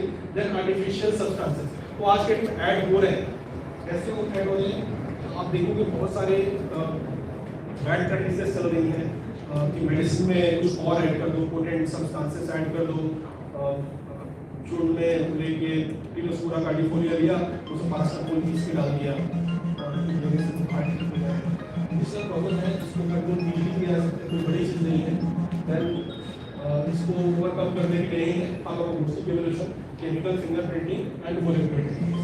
देखो ये दोनों चीजों को आइडेंटिफिकेशन हम लोग प्ले करेंगे, लेकिन जो क्लिनिकल फिंगरप्रिंटिंग है ये इंपॉर्टेंट रोल प्ले करेगा quality. Lack of clinical evidences, हम clinical studies, toxicity and clinical trials आएंगे। And standard extraction processing method, solvent selection extraction method both are very important. अभी देखना, मैं नाम नहीं लूंगा जगह का, एक जगह मैं गया ऐसा सिंपल मास्टर्स की थीसिस इवैल्यूएशन के लिए, तो वहां पे बच्चे ने क्या किया था कि स्टेरॉइड्स लिए थे, कोई ड्रग था जो रिस्क था काफी स्टेरॉइड्स में, उसे रिफ्लक्स लगा रखा था और फिर उसके बाद उनका फिनोलिक कंटेंट कंटेंट भी निकाला था उसने, काफी अच्छा रिजल्ट भी आया था उसका, पेपर भी उसका बहुत अच्छा जर्नल में छपा हुआ है। अब मैंने उससे उस टाइम में तो नहीं पूछा, क्योंकि जब आप ऐसी चीजें पूछते हो जिसका रिजल्ट सामने से पता है कि गलत है, ठीक नहीं रहता। मास्टर्स का बच्चा है, किसी सिमुलेशन में आता है, डिग्री तो देनी है ना, क्योंकि मोस्टली काम बेसिक हमारा काम मास्टर है ना, कि आप डिजीज के ट्रीटमेंट के लिए यूज कर रहे हो, दूसरा काम न्यूट्रिशन के लिए यूज कर रहा हूँ। फिर एक लड़का बड़ा बोलता है, वो कहता है क्या कि सर मैं डिजीज के लिए 10 ग्राम खा रहा हूँ, न्यूट्रिशन के लिए 100 ग्राम खा रहा हूँ, जब 100 ग्राम बोल के पास कर दिया तो आपको क्या दिक्कत है? आप उसके देखो बिल्कुल सही है। जब मैं दाल जम के पी रहा हूँ 250 ml, अगर उसको एज ए मेडिसिन में 10 ml यूज किया है तो वो टॉक्सिसिटी नहीं किया तो ये कैसे करेगा? फैक्ट है। बट फिर भी रेगुलेटरी बॉडीज जब तक संविधान में ना आपको पसंद है या नहीं पसंद है, जब तक वो मॉडिफाई नहीं होता उसको एक्सेप्ट करता है। तो ये ट्रिपल रिपोर्टिंग है हमारी। एक सिंपल एग्जांपल दिया, बहुत सारी चीजों में हल्दी भी ले लोगे तो आपको 3 जगह जाना पड़ेगा, कि आप जिसके लिए जाओगे एफएसएससीआई के पास जाना पड़ेगा, आयुष के पास जाना पड़ेगा, डीएनसीएम के पास जाना पड़ेगा, ठीक है ना। तो ये एक प्रॉब्लम है, ये कैसे वर्कआउट होगी मुझे लगता है ये वर्कआउट तो नहीं है, क्योंकि आप जैसे ये आपको जितना सेल करना है उतना आपको सबके नॉर्म्स को फॉलो करना है, और फॉलो करना इजी है, मुश्किल नहीं है, बस आपको अप्लाई करना है। Then stability of herbal medicine, this is the major thing अभी के टाइम पे, जिसकी वजह से जो मेडिसिन कर लो, not only for IVF, for all system of medicine. जैसे आप जाओगे बाहर के लोग मजाक करते हैं कि इसको खाते कुछ फायदा भी होता है, ऐसा लोग बोलते हैं, खाली अब फायदा भी होता है। प्रीवियस में तो आज तक इसको मेडिसिन में डाला ही नहीं, अभी भी इसको न्यूट्रास्यूटिकल्स में डाल के चलते हैं हमारे इंडियन हर्बल प्रोडक्ट्स। तो उसका रीजन क्या है? ये फैक्ट है, जैसे एक ड्रग है उसको हम च्यवनप्राश लाते हैं घर पे, डब्बा खुल गया, 4 महीने तक खुला हुआ है, 4 महीने तक खा रहे हैं, आपको लगता है 4 महीने तक उसको कुछ बचेगा? एक तो सारे वोलेटाइल आयल कॉन्स्टिट्यूएंट्स वाले सब्सटेंसेस है उसमें, सब उड़ जाएगा। तो stability of herbal medicine is major challenge. शायद 2018-19 में आया था, मेरा टॉपिक यही था, पूरा एक ही लेक्चर शायद स्टेबिलिटी टेस्टिंग का ही था, मैंने पूरा लेक्चर उसमें दिया था। फर्दर किसी को जरूरत होगी, अगर कुछ जानना होगा तो मेरे से पूछ सकते हैं, मैं बता दूंगा उसको फर्दर। तो stability testing of herbal medicine is very important. फिर मैंने आपको एग्जांपल बताया कि बहुत इजी है किसी ड्रग को टेस्ट करना, सिर्फ एचपीएलसी रन करना है, आरटी और एरिया की वैल्यू देख के आप सेल्फ लाइफ निकालते जाइए, देखते जाइए। आप जो भी लड़का है, कोई भी बच्चा है जो पीएचडी कर रहा है, अपने सैंपल को बार बार रन कीजिए, बाद में आपको मार्कर ऐड नहीं करना पड़ेगा और आपको ये नहीं होना पड़ेगा। आप अपने मार्कर को देखिए कि उसमें है कि नहीं है, आज या 3 महीने में, अच्छा 10 आपका आरटी अगर मतलब 6 मिनट पे आ रहा है 10 मिनट की रन करो। अगर आपका 12 मिनट पे आ रहा है आप 20 मिनट का रन करो। 10 मिनट की रन कभी भी, जैसे एचपीएमसी को नॉर्मल वॉशिंग देते हो, समझ लो कि मुझे अपना रन कर लेना है, तो इस तरह से ये चीजें समझेंगे। Then myth and facts. Myth क्या है? Herbal medicine is very safe. Safe है? हर्बल मेडिसिन सेफ है? यस सेफ है, लेकिन उसके लिए फिर आपको उसको यूज करना है अंडर सुपरविजन ऑफ डॉक्टर। आप ऐसा नहीं कि आयुर्वेदिक मेडिसिन है और अपने तरीके से यूज कर दो। मैं उस चीज को ज्यादा बोलने के इसलिए, because I am not the Ayurvedic practitioner, लेकिन जितना मैंने जाना है लोगों से, उसमें आयुर्वेदिक मेडिसिन आपकी प्रकृति के हिसाब से दी जाती है, आपके दोष के हिसाब से दी जाती है ना। वात वाले को पित्त वाले को कफ वाली, सबके लिए अलग अलग मेडिसिन है, एक ये चीज है। और एक और चीज है कि अगर टॉक्सिसिटी है तो आयुर्वेद ने बताया कि उसकी टॉक्सिसिटी को रिमूव कैसे करेंगे। बहुत सारे ड्रग हैं जिनको अति विष में रखा गया है, उनका शोधन करते हैं। शोधन मींस प्यूरिफिकेशन करके उसको यूज करते हैं। और कुछ केसेस में मेडिसिन है तो मेडिसिन की तरह खानी है। जैसे अभी कोरोना टाइम में गुरुची बहुत लोगों ने खाया, फिर कुछ दिन के बाद लोगों ने कहा 1-2 महीने बाद कि यार इससे तो एसिडिटी हो रही है। आप बोलते हो फायदा करेगा, एसिडिटी हो रही है, रिफ्लक्स हो रहा है, तो उसके 2 रीजन थे। एक तो इतना भी नहीं खाना है, मेडिसिन को मेडिसिन की तरह खाना है। और दूसरा क्या है कि मिस आइडेंटिफिकेशन, क्रिस्पा काफी यूज हुआ, कार्डियोफोलिया की जगह पे क्रिस्पा यूज हुआ, लोगों ने खरीदा वहीं, तो दोनों वही एक प्रॉब्लम थी। कुछ आपको एग्जांपल देता हूं मैं इसमें। आप सबसे लिकोरिस, अब लिकोरिस है जिसमें ग्लाइसराइजिन है, वो बीपी को बढ़ाता है, मोलिटी जिसको बोलते हैं। आप बीपी वाले पेशेंट को दोगे तो बीपी बढ़ेगी, अवॉइड करना चाहिए। बीफॉर्म के क्लासेस में टीचर आपको बताते होंगे इस चीज को कि डीजीएल जिससे इनको हटा के जो एक्सट्रैक्ट होगा उसको आप दे सकते हो। कि फेड्रा, एलोवेरा जो काफी सेफ है आपके लिए, aloe vera to result in potassium deficiency. आप बहुत ज्यादा यूज करोगे पोटेशियम डिफिशियंसी करेगा। गिंको बाइलोबा ये आपका जो प्रॉब्लम करेगा, प्लेटलेट्स पे वर्कआउट करेगा, ब्लड थिनिंग पे काम करेगा। अगर किसी को ब्लीडिंग डिसऑर्डर है उसको दोगे तो जरूर। जब हम मेडिसिन की बात करते हैं सेफ है, नॉर्मल आदमी के लिए है, ऐसा नहीं कि डिजीज आदमी के लिए। जैसे आप नॉर्मल आदमी को ग्लाइसराइजिन दोगे ठीक है, लेकिन जिसको ऑलरेडी बीपी है उसको दोगे ग्लाइसराइजिन तो बीपी बढ़ाएगा, फर्दर प्रॉब्लम क्रिएट होगी। जिनसे रिवाइटल कम खाते हैं, हेपाटोटॉक्सिटी करेगा, कॉम्प्रे एक्यूट पॉइजनिंग करेगा, एकोनाइट जो है इसको शोधित करके यूज करेंगे तो आपको बेनिफिशियल रहेगा। ऐसा एक्सट्रैक्ट करेंगे तो आपको ये सारी प्रॉब्लम आएगी। इसका बोला जो नॉर्मली लोग बोलते हैं सेफ इन प्रेगनेंसी, अब देखते हैं एग्जेक्टिव के तौर पे ये भी आपको प्रॉब्लम क्रिएट करेगा, है ना। और सेंट जॉन पॉट से तो ऐसे ही हम उसको बताते हैं कि टॉक्सिसिटी करता है। तो these are the limited example, बहुत सारे एग्जांपल्स हैं, है ना। अब इसमें क्या है, यही चीज आती है तो आयुर्वेदिक डॉक्टर के पास जाएंगे, वो आपकी प्रकृति के हिसाब से, शायद हम ये सोच सकते हैं कि बीपी में लिकोरिस नहीं देना है, वो आपको प्रकृति के हिसाब से वात पित्त कफ को डिफाइन करके आपको लिकोरिस नहीं देंगे। उनके पास है तो जब भी हर्बल मेडिसिन देना है under supervision of direct ayurvedic doctor. अब last slide, evidence based herbal medicine research. Mostly चीजें हम कवर कर चुके हैं। प्लांट सिलेक्शन एक हमने नहीं किया, एक रिसर्च के लिए प्लांट सिलेक्शन कैसे करना है। इसमें से कितने लोग पीएचडी कर रहे हैं? आप लोग कर रहे हो, ठीक है। आप किसी भी चीज पे प्लांट सिलेक्शन कैसे करते हैं? जैसे मान लो पीएचडी के लिए प्लांट सिलेक्ट करना है, कैसे करोगे? Work is not done first. यही फर्स्ट है, यही फर्स्ट है। सबसे पहले हम क्या देखते हैं, वर्क इज नॉट डन, अच्छे इम्पैक्ट फैक्टर का पेपर छप जाएगा, है ना।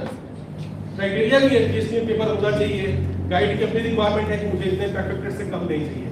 लेकिन एक्चुअली क्या है, जो प्लांट सिलेक्शन के लिए वर्कआउट करने जाते हो, वर्क इज नॉट डन एक इम्पैक्ट एस्पेक्ट है। दूसरा क्या है कि उसकी एफिकेसी आने के चांसेस कैसे हैं।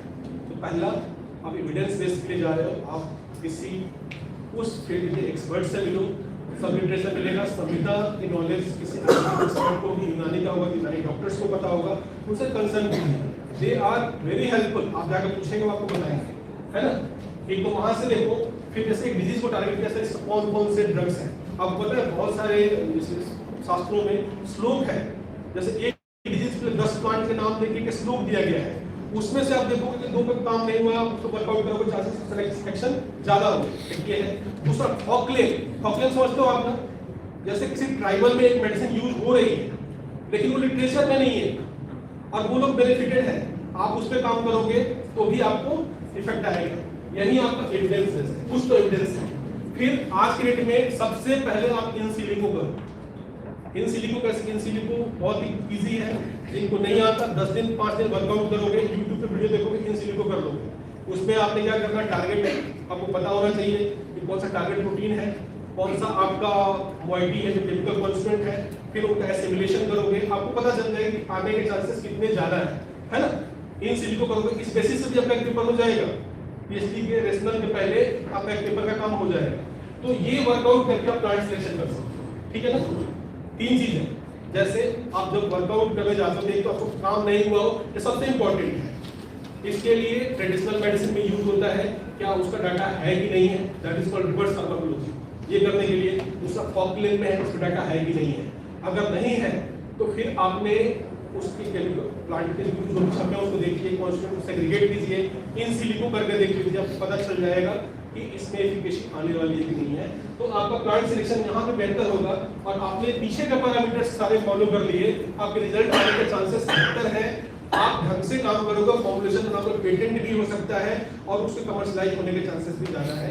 लेकिन बाय डिफॉल्ट हमें 3 स्टेप स्किप करते हैं, एक जो आपने बताया उसको फॉलो करते हैं, काम नहीं हुआ है ना। लेकिन 3 चीजों को कर लेते हैं तो हमारे आगे काम बेहतर होंगे।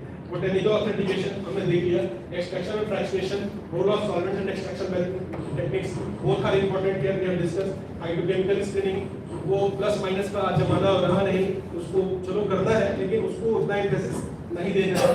We can go for the DLC, SPDLC, LC, GCMS, जितनी ज्यादा एनालिटिकल टेक्निक यूज करें इररिस्पेक्टिव ऑफ द सब्जेक्ट उतना बेहतर है। साइंस सबका होता है, साइंस किसी का नहीं होता है ना। और सबसे इंपॉर्टेंट चीज मैं बात करूंगा, जो जिस एरिया का आदमी है उसको एक्सपर्टाइज लेने में कुछ नहीं होता। जैसे मैं बताऊं तो मुझे प्रोजेक्ट लेना होता है तो मेरे साथ आयुर्वेदिक एक्सपर्ट बैठे होते हैं, इवन हम को इन्वेस्टिगेटर हमको रखते हैं। रीजन क्या है कि जब मैं गलती करूंगा तो मुझे उस चीज को रोकेंगे। वैसे ही जब आप एक बायोलॉजिकल एक्टिविटी करने जाते हो, आप चाहे जितना गए हो, एक फार्माकोलॉजी का आदमी वहां रहेगा, वो आपसे बेहतर तो थोड़ा कुछ आता है क्योंकि उसने आपसे बेहतर टाइम दिया है ना। You have to concern to that person. अगर आप कुछ केमिस्ट्री करने जा रहे हो तो केमिस्ट्री वाले से आप कोलैबोरेट करो, कोलैबोरेशन ऐसे ही बढ़ता है। वैसे ही अगर आप प्लांट पे काम करने जा रहे हो, आजकल तो विलुप्त हो जाती है फार्माकोलॉजी, लेकिन मिल जाए तो उनसे जरूर हेल्प लीजिए, आपका रिजल्ट बेहतर आएगा। एटलीस्ट दे विल टेल कि कौन से कॉन्स्टेंट्स हैं, कौन से कॉन्स्टेंट्स नहीं है। तो उसके बाद बायोएक्टिविटी स्क्रीनिंग, सबसे पहले यहाँ के बाद आप इन सिलिको कर सकते हो। इन सिलिको करने के बाद बायो ऐसे गाइडेड आइसोलेशन, जिस कांस्टेंट को फोकस करना है उसका रिच एक्सट्रैक्ट बनाइए या फिर उसको आइसोलेटेड कांस्टेंट करिए। यहाँ से आप मॉडर्न की तरफ मूव कर रहे हैं। जब हार्बल की बात करेंगे तो we believe in whole and sum, हम एक्सट्रैक्शन में बात नहीं कर रहे क्योंकि ये इंस्टीट्यूशन है, मॉडर्न का भी काम है, इसलिए then compound identification, safety and toxicity, preclinical testing and clinical trial. अगर इतने सारे स्टेप्स होते हैं, हमारा तो काम यहीं तक आगे खत्म हो जाता है। क्लिनिकल ट्रायल्स के लिए तो अलग ही पैरामीटर्स हैं, लेकिन जहाँ पे जैसे हम लोग के पास ये फैसिलिटीज हैं, हमारे पास आयुर्वेदिक डॉक्टर्स हैं, इवन पूरी टीम है उसके लिए, तो क्लिनिकल ट्रायल्स जब है फाइनली वो ड्रग इज। दूसरा, बिना क्लिनिकल ट्रायल के लिए आपका ड्रग अप्रूव है, क्योंकि आपको जो भी ड्रग्स संहिता में है उसके लिए कुछ भी नहीं करना, उसको बनाना है एज जैसा दिया हुआ है, आप उसे लागू कर सकते हो। लेकिन एविडेंस बेस्ड करने के लिए, ताकि उसके एक्सेप्टेंस वर्ल्ड वाइड बढ़ जाए, सारे पैरामीटर आपको करने पड़ेंगे।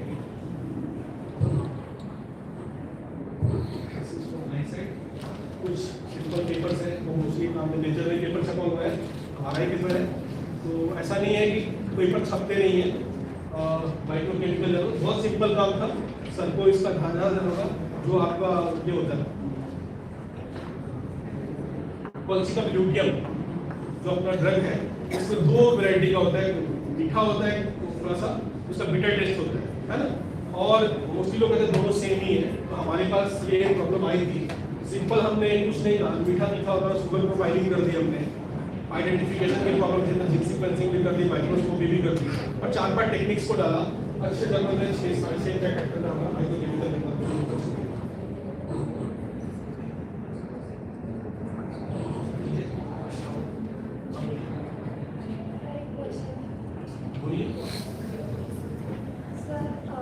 What are the challenges people face while making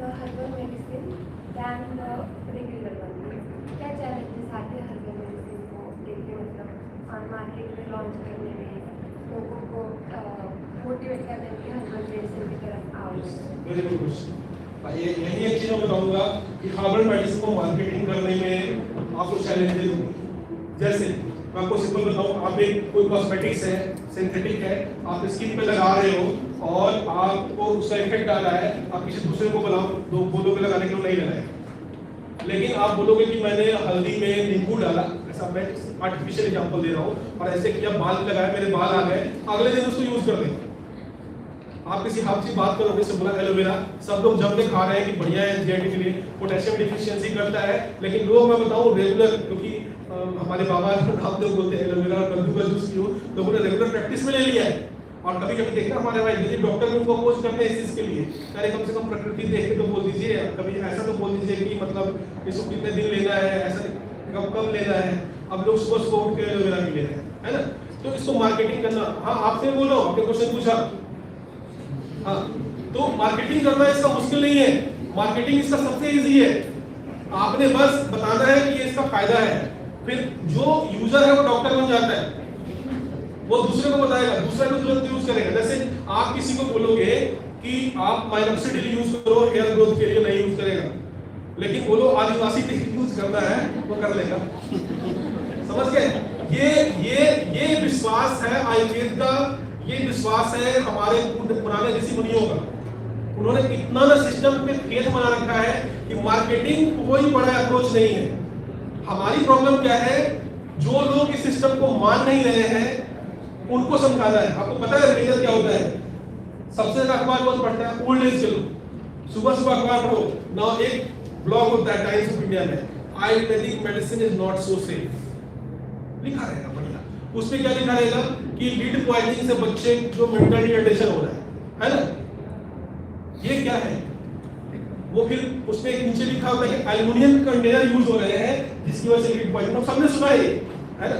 लेकिन जाकर घर पे देखो, प्रेशर कुकर एल्युमिनियम का दाल है उसमें बन रहा है, उससे बच्चे का मेंटल रिटार्डेशन नहीं हो रहा है। और अगर हम डेली यूज एल्युमिनियम वाला, लेकिन उससे नहीं हो रहा है। लेकिन चूंकि 3 दिन वाली दवाई बच्चे ने खा ली थी एल्युमिनियम वाली, तो ये इससे सोचना है कि वो ब्लॉक क्यों लिखा गया है। आपको एक और एग्जांपल देता हूं, महाराष्ट्र में बड़ा कॉमन है ये, मस्टर्ड ऑयल हम यूज नहीं करते, है ना, नॉर्थ में जल्दी यूज करते हैं। थोड़ा Maharashtra as compared to other states, जो साउथ के केरल, महाराष्ट्र, इनमें ज्यादा लिटरेट है, ज्यादा पढ़े हैं, इन्होंने अखबार भी ज्यादा पढ़ा, तो इन्होंने कहा कि भाई यूएस की रिपोर्ट है कि जो मस्टर्ड ऑयल है ये नुकसान करता है, हमने बंद कर दिया। अब आ गया मस्टर्ड ऑयल सबसे अच्छा है। कब आया? उन्होंने ओलिव ऑयल खुद बेच लिया अपना, लेकिन मस्टर्ड ऑयल अच्छा है। पहले तो बोला कि लगाने के लिए अच्छा है, अब बोलने लगे खाने के लिए भी अच्छा है। लेकिन आयुर्वेद शुरू से कह रहा है खाना है तो मस्टर्ड ऑयल का, समझ रहे हो? तो आयुर्वेद को एक्सेप्ट करना बहुत इजी है, इसमें कोई चैलेंज नहीं है। इसकी मेजर प्रॉब्लम है इसकी जेन्युइननेस को प्रूव करना, है ना। किसको? जिनको अपने पैरामीटर में चाहिए। जैसे मैं खेल रहा हूं फुटबॉल, सामने वाला कहता है कि वॉलीबॉल ग्राउंड पे बॉल को उतना ही जंप करना है, और हम वही कर रहे हैं। रीजन क्या है? जो इंडस्ट्री है उसको अपना सामान बेचना है। आयुर्वेद को अगर प्रसार करना है, ट्रेडिशनल सिस्टम मेडिसिन को प्रसार करना है, तो जो लोग एक्सेप्ट कर रहे हैं उनको दिखाना पड़ेगा। तो वो सिर्फ हम कर रहे हैं, अदरवाइज आयुर्वेद को लिटरली सिर्फ इस चीज की जरूरत है कि जेन्युइन सैंपल मिले और एसओपी प्रॉपर हो, और वो अभी भी इफेक्टिव है, अभी भी अच्छा ट्रीटमेंट देगा, है ना। और हमने देखा है कोविड के टाइम में जब सब लोग फेल हो गए तो हम ही काम आ रहे थे, आयुर्वेद ही काम आ रहा था। इवन जहाँ पे सारी मेडिसिन फेल हो रही है, अगर कोई ढंग से आदमी काम कर रहा है तो वहाँ पे वर्कआउट हो रहा है। ठीक है, चलिए अगला क्वेश्चन। हाँ बोलिए।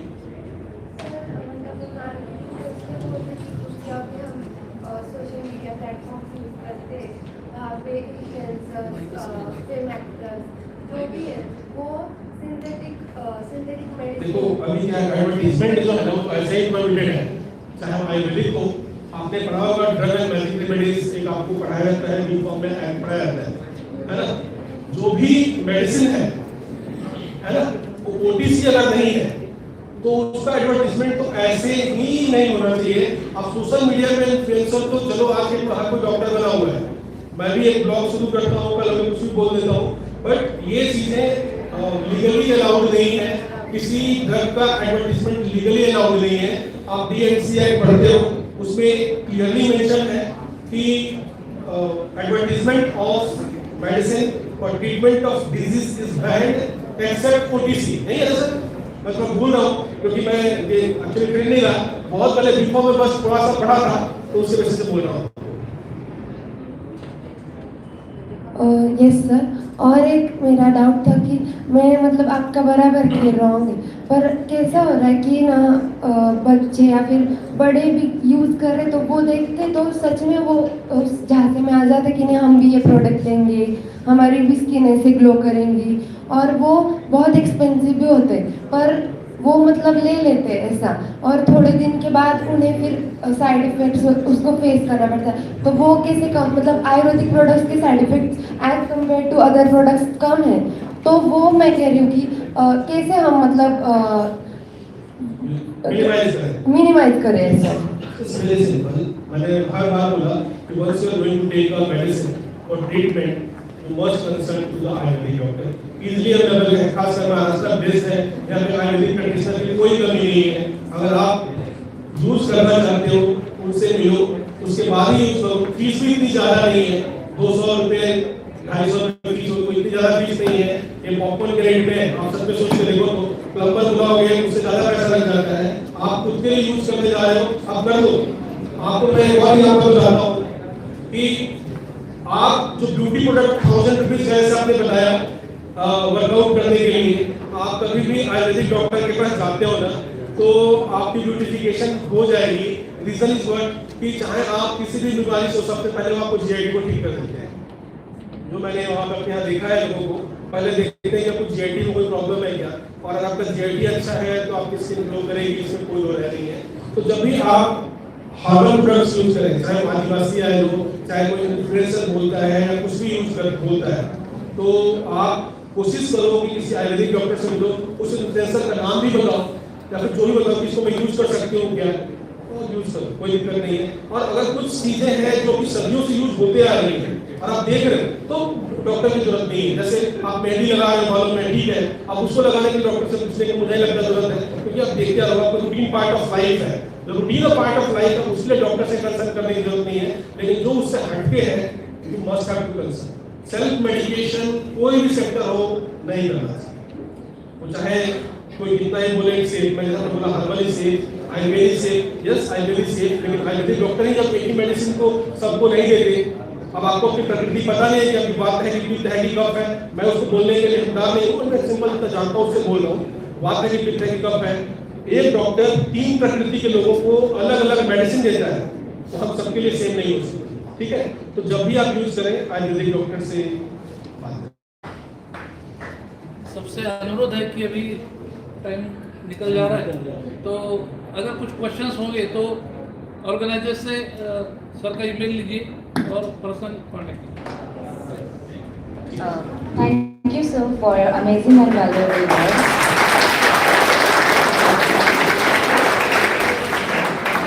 Thank you very much. Thank you very much to all of you for patience listening. I'm also thankful to management of Mahatma Gandhi University College, faculty members, principal, especially Santosh sir, Mahesh sir, Lakshana. They have given invitation to me to be here, and once again very very thankful. And किसी को कोई भी queries हो, वो email address में लेंगे आप पूछ सकते हैं, और डेफिनेटली जितना मेरे से पूछ सकेगा मैं करूँगा। मेरे को नहीं आता होगा तो मेरे पास पूरे मेरे कलीग्स हैं, क्योंकि हम सारे सब्जेक्ट के एक्सपर्ट हैं। इसी स्लाइड्स में दूसरे सब्जेक्ट भी कवर होते हैं, क्योंकि रिसर्च इंटरडिसिप्लिनरी होता है, तो मैं बेहतर लोगों से कंसल्ट करके भी आपको जरूर हेल्प करूँगा, और जो भी चीज़ आप पूछ सकते हैं। धन्यवाद। I request today's speaker and the chairperson to come on the dais, sir, please. Now I request the chairperson, Dr. Pandey sir, to please felicitate our speaker, Dr. Prasad sir, with the certificate.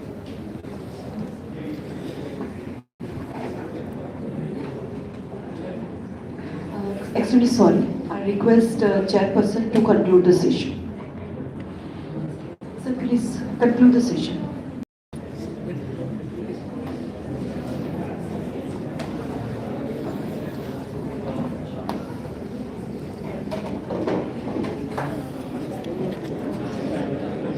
Sir ने बहुत अच्छा focus किया है, बहुत सारे विषय है उसमें फोकस किए, specially OHOS, one herb one standard, ऐसा मोदी जी का एक विजन था और ये नेसेसरी भी है, तो उसमें फोकस किया है। Methods of preparation of monographs, ये अच्छी तरह से सर ने बताया है। उस methods for preparation of monographs by API में कैसे मोनोग्राफ्स बनाते हैं, इसके ऊपर बहुत अच्छा फोकस किया है। DNA बारकोडिंग एंड माइक्रोस्कोपी, इसमें क्या डिफरेंसेस है, उसमें बेनिफिट्स क्या है, ड्रॉबैक्स क्या है, अच्छी तरह से बताए हैं ताकि हम उसको अडॉप्ट भी कर सके। Then factors responsible for quality of efficacy of herbal medicine, इसके ऊपर अच्छा फोकस किया है। शेल्फ लाइफ के ऊपर भी अच्छा फोकस किया है। Quality parameters to be checked by various persons regarding raw materials, ये भी अच्छा वो भी स्लाइड में फोकस किया है। उसके बाद में factors responsible for variability in phytochemical composition, ये कंपोजिशन में वेरिएबिलिटी क्यों आती है, इसके फैक्टर्स क्या है, इसके ऊपर भी बहुत अच्छा डिस्कस किया है। Then complexity of phytochemical constituents, एक आयुर्वेदिक मेडिसिन के बारे में थोड़ा सा प्रॉब्लम ऐसा है कि आयुर्वेदिक मेडिसिन ये सिंगल मॉलिक्यूल नहीं है, मल्टीपल मॉलिक्यूल्स है और मल्टीपल टारगेट्स अचीव करने के लिए बने हैं।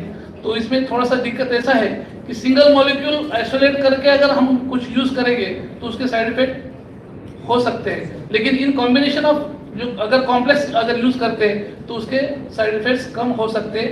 इसके ऊपर थोड़ा सा फोकस करना चाहिए और इसके ऊपर थोड़ा सा अलग अलग, जैसे ब्रांड्स अलग अलग आते हैं, जैसे कुरकुमिन है, कुरकुमिन का परसेंटेज बढ़ाने के लिए कुछ अलग से वैरायटी निकाली है। सेलम जो है उसमें कुरकुमिन बहुत अच्छा परसेंटेज है बाकी हिसाब से, ऐसे वैरायटीज निकालना बहुत आवश्यक मुझे लगता है कॉम्प्लेक्सिटी की रेफरेंस से। एक बायोमार्कर अगर लेते हैं हम, सर ने बहुत अच्छा उदाहरण दिया, बायोमार्कर ये स्टैंडर्डाइजेशन के लिए अच्छा है, लेकिन मेरा एक अनुभव ऐसा है, मैंने हल्दी के ऊपर थोड़ा सा काम किया है प्री डायबिटीज में।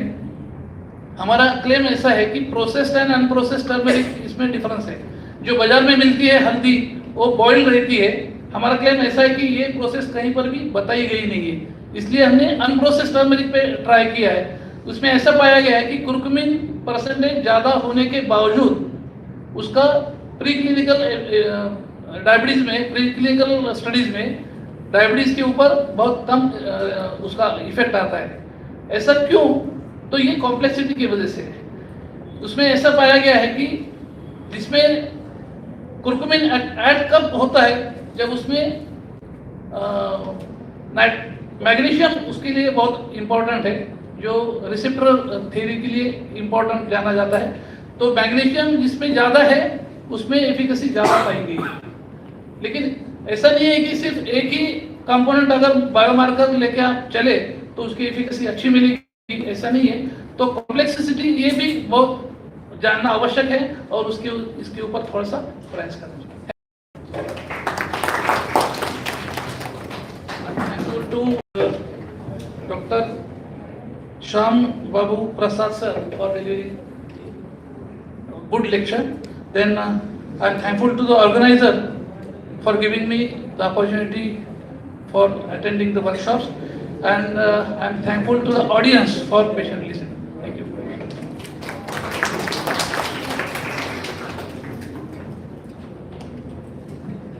Now I request the chairperson, Dr. Pandey sir, to facilitate our speaker, Dr. Prasad sir, with the certificate.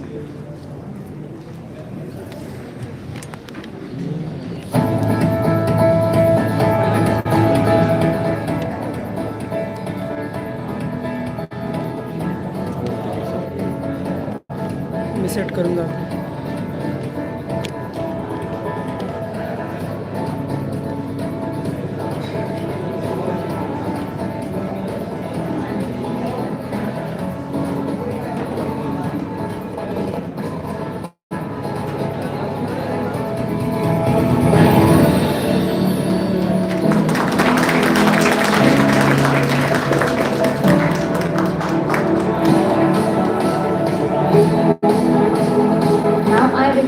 Dr. Daksha Adarde ma'am to come on the dais and felicitate Dr. Pandey sir with the certificate and memento.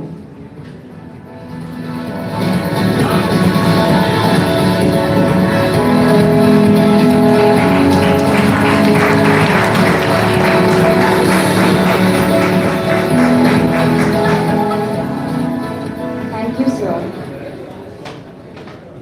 Further, I hand over the session to Janvi.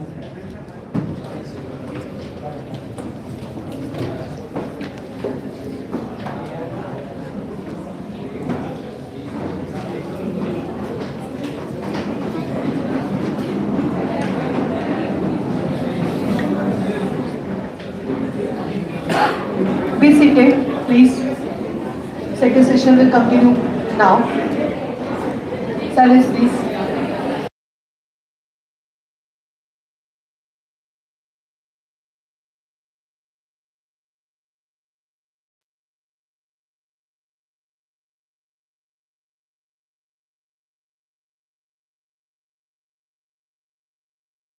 To initiate today's session, I request our today's speaker, Dr. Harun Patel sir, and chairperson Dr. Shilpa Harak ma'am to acquire the chair on the dais.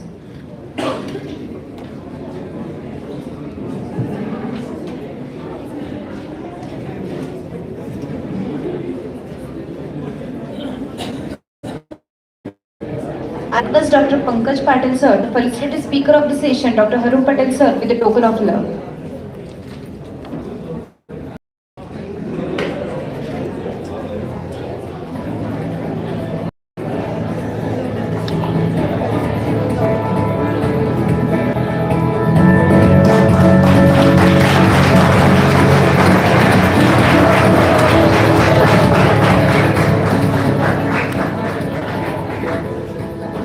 Now, I request Dr. Ajay Surana sir to felicitate the chairperson of the session, Dr. Shilpa Harak ma'am.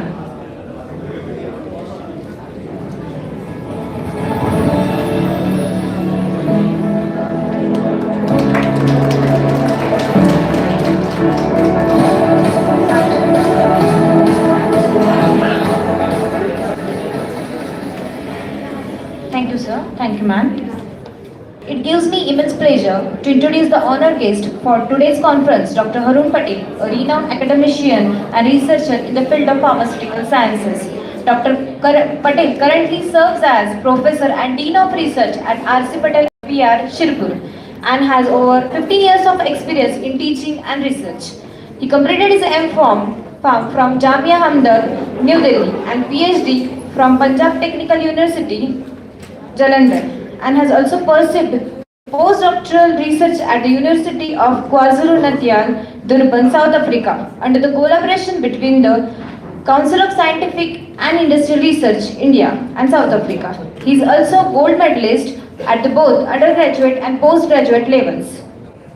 His research mainly focuses on the development of anti-cancer molecules for non-small cell lung cancer. Dr. Patel has impressive academic record with over 261 international publications, more than 8,000 citations, an H index of 450 and I-10 index of 185. He also holds 15 Indian patents, 2 German patents and 1 international patent.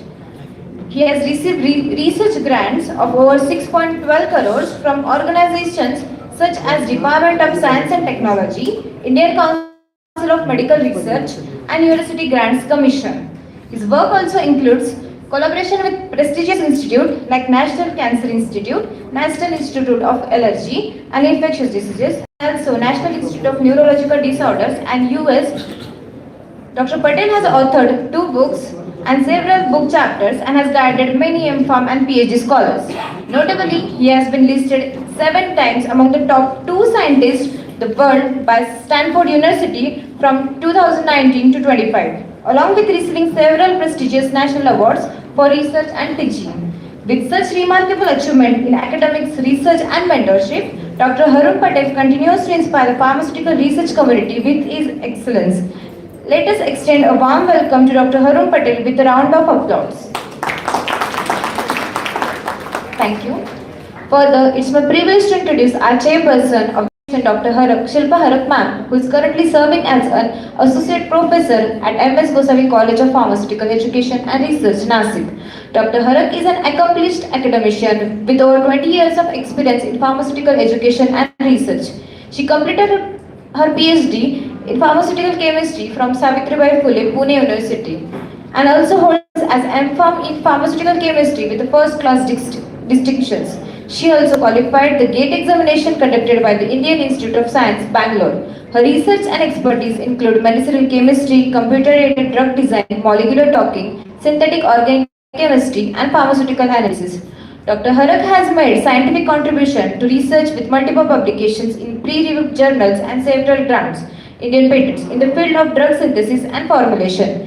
She has also contributed to academic development through book chapters and course material for pharmaceutical education, along with the mentoring many students' research projects that have received recognition at the national level competitions. With her extensive experience in teaching, research and innovation, Dr. Harak continues to inspire students and researchers in the field of pharmaceutical sciences. May I request the audience to extend a cordial welcome to Dr. Shilpa Harak with a round of applause. Ma'am, I request you to please command the gallery.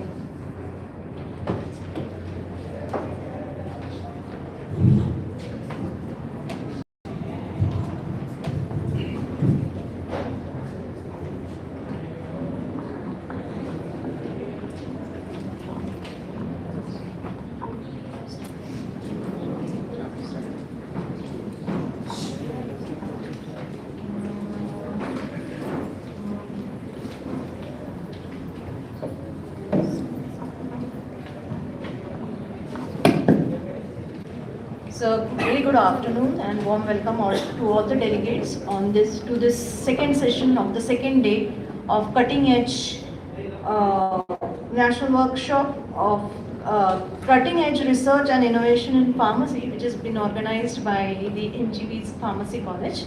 I myself, Dr. Shilpa Harak, feel it an honor and privilege to be here as a session chair and also to introduce to chair the session by Dr. Haroon Patel. In the first session, we heard a lot about a very detailed and exhaustive session on plant or phytochemical investigations of different plants and the different steps. Also, sir stressed upon one herb, one standard. But during his talk, at the first step itself, he asked how to choose a plant, and there itself he said that you can go one of the in the drug discovery program and design which we carry on. There is numerous steps in those many steps. These steps, they are not only time consuming and labor consuming, but also very expensive to the pockets of industries. Therefore, a very innovative way which has been developed by the today's cutting edge technology of computer science or software science or AI driven methods. We have the in silico methods which involve molecular docking, ADMET studies and AI simulations. All these help us on increasing or help us in discovering the potential of the India's knowledge, especially the herbal knowledge or the Ayurveda knowledge which is there, and for this, how to apply this cutting edge technology in we can say uncovering the Indian Ayurvedic potential. That will be given a point by Dr. Haroon. So I request sir to start with this session.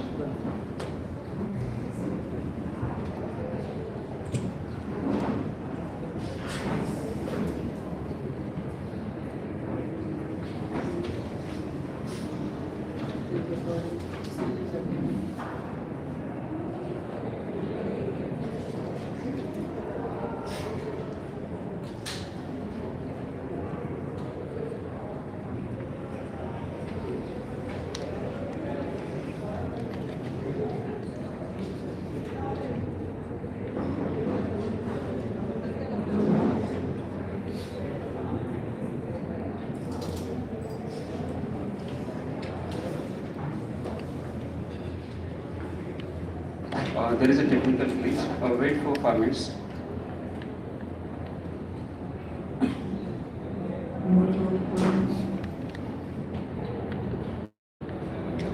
Yes.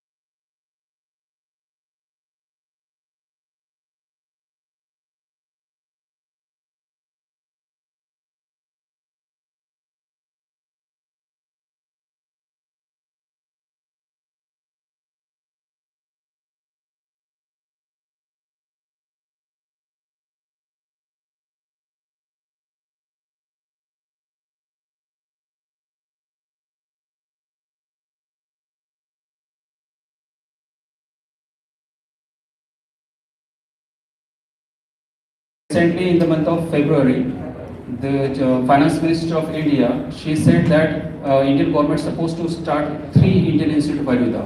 And the main purpose of starting this Ayurvedic institution is to promote the Ayurvedic medicine in India, to promote the herbal medicine in India.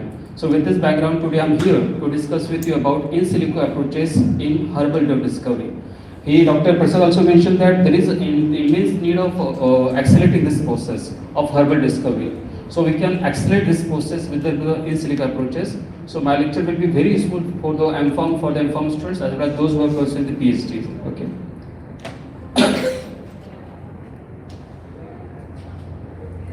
So far, more than 75,000 plant species have been identified, and less of them are pharmacologically explored so far. This is one of the major issues, isn't it? Now, out of 75,000 plants which have been identified so far, we are just using 10% of that one, isn't it? And out of that, only 5% plants are scientifically studied, isn't it? So there is a huge gap, that is 5% which is scientifically studied to the 75,000 plants which have been identified so far. So to fill this gap, to bridge this gap, there is a need of accelerating this herbal drug discovery process. And with the help of the computational chemistry, we can speed up the process by which you can find out the lead molecules, by which you can find out the hit molecules against particular disease and disorder. Dr. Prasad also told that with the help of the in silico approach, there is one hope by which we can improvise the herbal drug discovery. So but today's lecture is purely focusing on in silico approaches which can hasten the process of drug discovery, especially with respect to the herbal drug.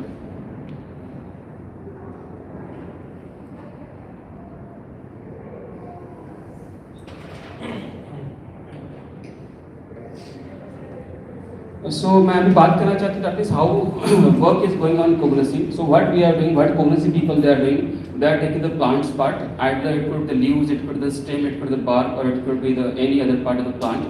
And after that they are going for the extractions, and they are extracting that particular plant part of the plant from non-polar to the polar solvent. Okay. And next to that one they are going for the chemical test. This is normal trend which is followed in pharmacognosy or phytochemistry. So with the chemical test, they are identifying that which chemical constituent may present. It could be alkaloid, it could be glycoside, terpenoid, likewise that. After that, they are evaluating that particular extract. Say that they got the 5 extract. One is hydroalcoholic, second is a methanolic, petroleum ether extract, or a chloroform extract, what it may be. They are evaluating that extract for the biological activity. You come.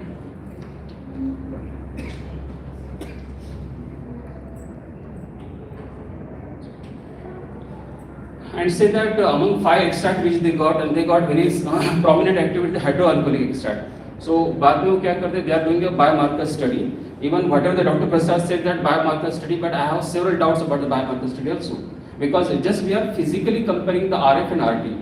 So in herbal compound, in one spot you can find only 10 compounds over there. So there is another issue, that is in standardization. You mentioned that there is a lot of issue in standardization of herbal medicines, isn't it?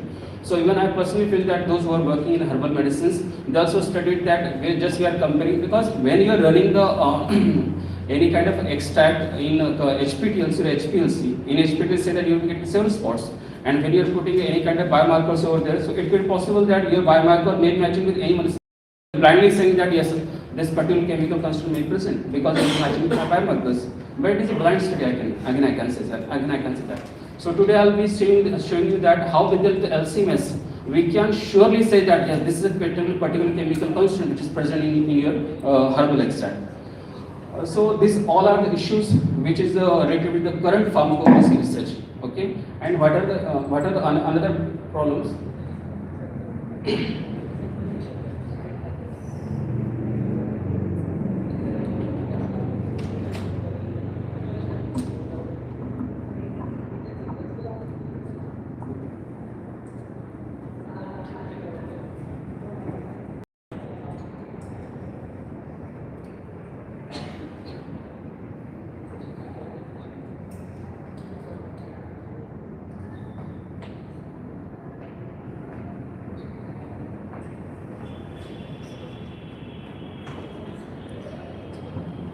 So another issue which I observed about the extracts means hardly this 1.1% of extracts we are using chemical. I think that 0.1% extract, it could be used in diabetes. There are several diabetic formulations which are available in the market. They are saying that this extract of particular Karela, this extract of jamun, okay. So extraction type of research is not having any kind of boom in the market, isn't okay? Only 0.1% of the extract they are reaching the clinical trials, and as I told that even there is no need of clinical trial if that particular drug is mentioned, herbal drug is mentioned in their Ayurvedic form or Ayurvedic books. And just to find out the lead molecules, because I'm from chemistry, I'm interested in finding the lead molecules. To find out the lead molecule from that extract, it needs 8 to 10 years. Again, the cost of isolating the lead compounds is near about $200 million. And to bring and to face that lead molecule from clinical trial to the market, again, it needs $1.2 billion. So it's a lot of time, lot of money, and several issues are there with that herbal formulation. So how we can solve these issues? There is answer which is hidden into the in silico approaches. So today I am going to discuss with you that what are the different in silico approaches which are there, by which we can overcome the issues which are existing with the herbal formulation which are currently there in the market. So I'll be discussing with you two approaches. So first, so as I mentioned that of course answer is hidden into the computational chemistry. Is next. So I'm going to discuss the two approaches with you. The first approach is structure-based drug design. First approach is structure-based design. I hope that you understood. In the current pharmacognosy, people they are just working on the extracts and comparing with biomarkers and blindly saying that particular biomarkers could be present, and whatever the activity they are getting in particular extract, it could be because of that biomarkers. Okay. Again, there are several doubts on that biomarkers, isn't it? Okay. So what are the other approaches? So first approach which I am discussing with you is a structure-based drug design. Okay. This approach you can also call as a disease to drug approach. So what is a structure-based drug design? So in structure-based drug design, what we are doing, we have the structure of enzyme. We have the structure of enzyme, or we have the structure of protein, which is responsible for particular disease. Okay, say that this is diabetes, and in diabetes, whatever the proteins or enzyme may be there. So what I am doing, I'll be having the protein structure, I'll be having the XRD structure of that particular enzyme. So right now, I don't have anything else in my hand, just except the structure of protein and enzyme. Okay. So what I will do, I will talk the libraries of thousands of herbal compounds which are already existing.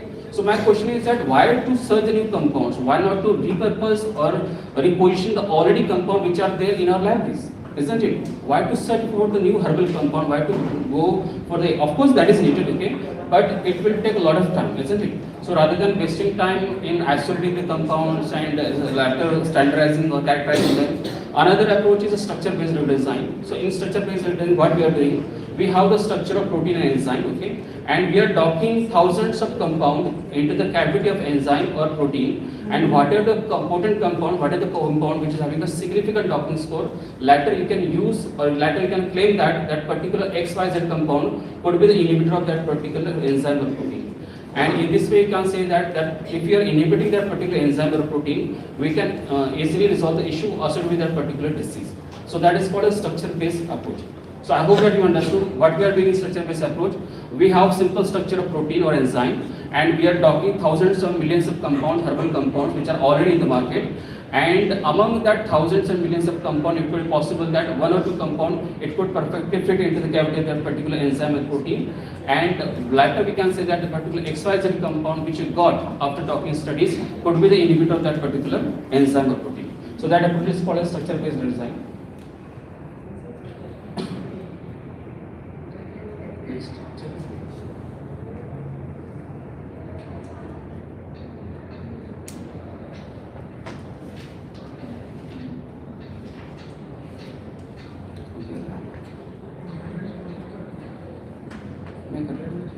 So these are the different stages in structure-based design. So as I mentioned that you need the two things. One is the herbal compound library, okay, and second thing is the protein structure.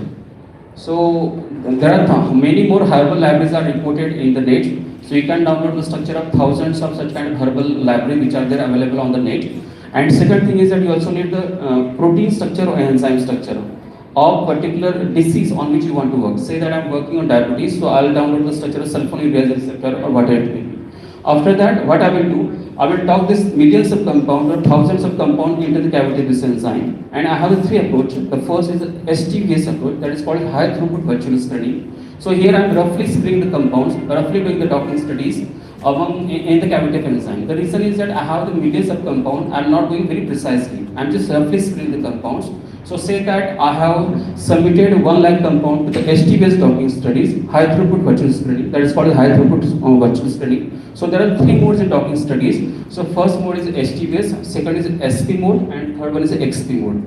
So criteria of docking is stringent as you move ahead. Okay, but for ST-based the criteria of docking is simpler one. Here our main target is to identify the potent compound as compared to the others one. So what I will do, I will dock the 1 lakh compound via ST-based mode into the enzyme cavity. Okay. So after docking of 1 lakh compound, at the end I will get something thousands of compound which may be having the appropriate docking score, isn't it?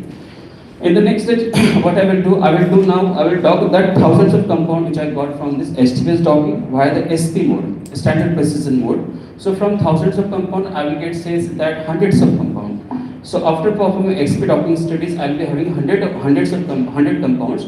Now I will submit that 100 compound via XP docking mode. XP docking mode is a quite stringent mode. It will in the next slide I will discuss with that how XP is much better as compared to the other docking modes. So when I will submit 100 compounds to the XP docking mode, so it will strictly analyze each and every compound, and at the end you can sort the 10 compounds, isn't it? Now from 1 lakh of compound, you got the 10 compounds, which could be inhibitor strictly. Right now, I'm just hypothesizing, or comparatively, I'm saying that this 10 compound could be the inhibitor of that particular enzyme or inhibitor. Still further validation is needed. Next, I'll perform the ADMT studies. As sir mentioned that there are the several side effects. In the last slide, he, Dr. Prasad, discussed with you that there are several side effects of herbal formulation, isn't it? Okay. That's why again it is compulsory that we should evaluate this 10 compound for the ADMT. ADMT means what? Absorption, distribution, metabolism, excretion. That is kinetic, and T for toxicity. So here I am also performing the in silico kinetic and in silico toxicity study, because maximum drug they used to fail into the phase 1 and phase 2 of clinical trial because of their poor pharmacokinetic and toxic related issues, isn't it? That's why whatever the 10 compounds which I got right now, I will evaluate this 10 compound for the ADMT. And what I say that after evaluating this 10 compound for ADMT, I'll be getting 5 compounds, which I feel that it is suitable for human use, isn't it? Now I have the 5 compounds. Again, just to re-verify, I will perform the molecular dynamics simulation studies. Molecular dynamics simulation studies are the higher studies or better studies as compared to docking, because in docking your receptor is in static condition and your ligand is flexible. Okay. But in simulation, what happens that your both ligand and receptor both are in dynamic condition, and actually docking or simulations are nothing but we are simulating the things which is happening inside the body. Inside the body, you have heard, you have learned in BPharm that there are many more theories of drug receptor interactions. So one of the theories says that both drug and receptor both are in dynamic condition when both are interacting with each other, isn't it? That's why to just mimic that one, we should finally validate that compounds, 5 compounds with the help of molecular dynamic studies. So my receptor, it will be in dynamic condition, as well as my drug molecule will be in dynamic condition. So what happens that I am applying the same pressure on the molecule on the protein which is there inside the body, that is 1 bar pressure, and the body temperature 37 degrees Celsius. So with that pressure, with that temperature, I am now performing the docking studies by keeping both ligand and receptor in flexible condition. Okay. Yeah, so multiple times this receptor will squeeze and it will relax, isn't it? If that particular ligand is not suitable for this particular receptor, so what will happen? This receptor, when it will shrink, so it will expel the ligand from the pocket, isn't it? So it finally confirms that that particular ligand will not be suitable for that particular receptor. So final validation, it could be done by the molecular dynamics studies. So these are the 5 to 6 stages which are involved in structure-based drug design. This approach I could call as disease to drug, because right now we know that diabetes is a problem, and I want to identify herbal medicines or herbal molecules which are already existing in the databases. I want to find out that which compound could be used, I could use for the treatment of diabetes, especially which is from herbal origin. So this approach I could call it as a disease to the drug approach. I am moving from disease to the drug. Okay. So I observe the disease, that is diabetes. Say that I have identified the receptor sulfonylurea receptor. So this is a receptor which I will be having. Then what I will do, I will take the millions or lakhs of compounds which is already reported in the herbal database. I will dock this lakhs of compound via this 3 approach. The first is STVS, high throughput virtual screening. Next is SP. The third one is XP. And after XP docking studies, I'll be having a 10 compounds. Of that 10 compounds, I'll be going for the ADMT. And what are the 5 compounds or whatever compound it may be, which I feel that they're passing the ADMT, that means they're having a suitable kinetic and toxicity. Further, I'll perform the simulation studies. And simulation study will finally validate that yes, among the lakhs of compounds, these are 2 to 3 compounds which are suitable or which could be inhibitor of sulfonylureas, and they could reduce elevated sugar level. I hope that you understood the brief summary of my lecture. This is the first part of my lecture. In second part of my lecture, I'll discuss that how we can use LCMS, which is far much better than your HPLC, which is far better than the HPLC. Isn't it okay? And without any kind of isolation. Isolation is one of the major headache when you are dealing with phyto compound, isn't it? So no need of isolation. Without isolation, LCMS can confirm you that which compounds could be present over there. So the second part of my lecture will be that how we can couple LCMS with in silico approach, and the first approach is the structure-based design. So I hope that you understand this will be my 2 parts of the lecture. So now I'm explaining my first part, that is this 6 to 7 stages. So first stage is that you must have for doing the structure-based design, you need the database of herbal compounds. So from where we can get the database? So if you search on Google herbal database, you will find more than 50 to 60 databases, which are freely available on the net, okay? But I have mentioned 5 to 6 databases which are quite famous. The first one is the traditional Chinese medicine. Chinese people are quite expert in exploring their own herbs. That's why Indian government could have taken the initiative to start the Ayurvedic institution like AIMS. So in 2026 budget, government of India said that they will be starting the 3 Indian Institute of Ayurveda just to promote the Indian medicines, isn't it? So that could be another reason. The second is Indian medicine plants. Third is natural product activity, zinc natural products, natural product atlas, and coconut database.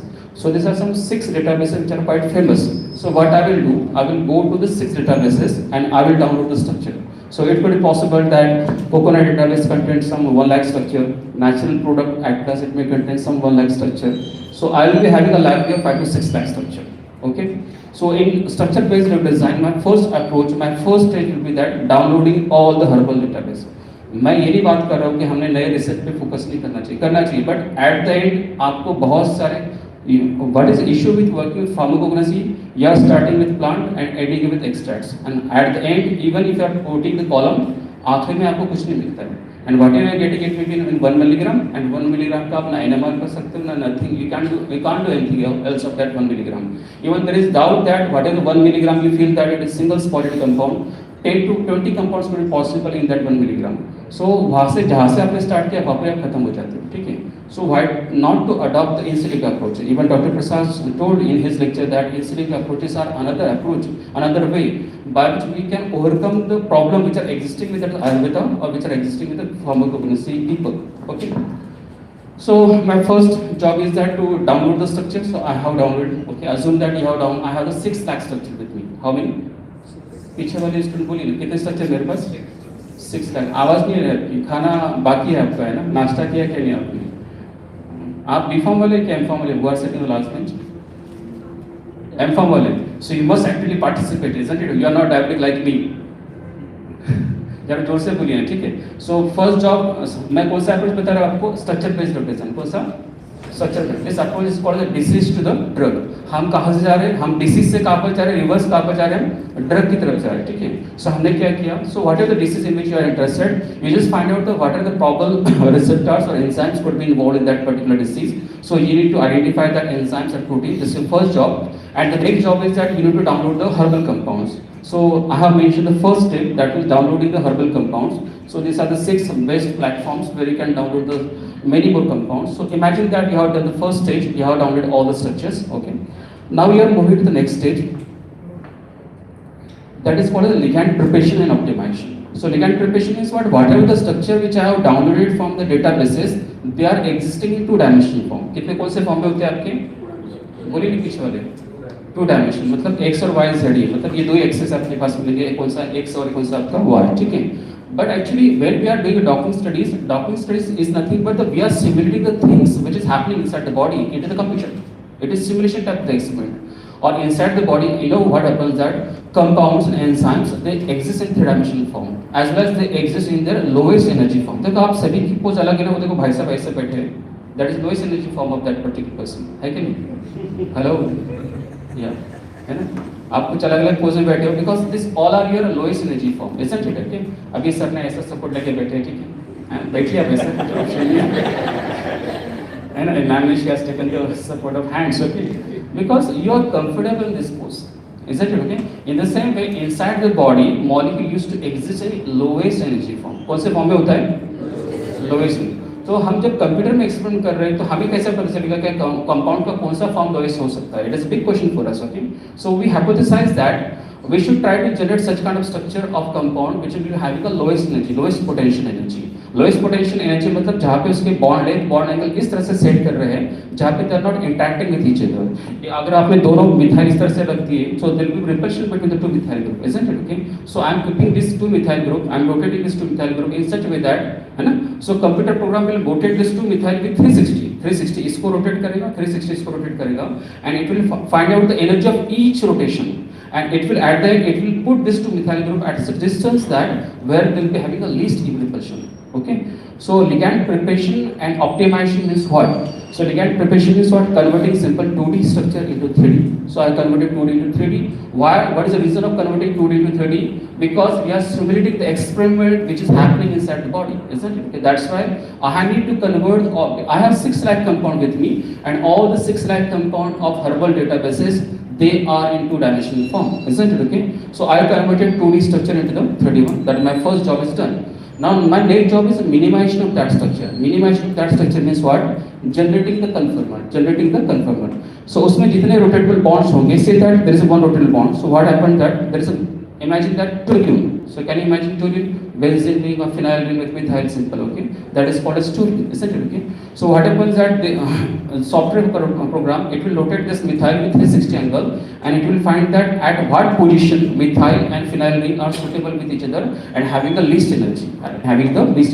So that is called as a energy minimization. So the first job after downloading the 6 lakhs of your compound is library preparation. I can say that rather than using the ligand preparation, both words are correct. If I am dealing with one compound, I could say that ligand preparation. But right now I am dealing with 6 lakhs compounds, okay, or which are present in my library. So I will say that library preparation and minimization, isn't it? Okay. So library preparation is what? I am converting all 6 lakhs compounds from 2D form to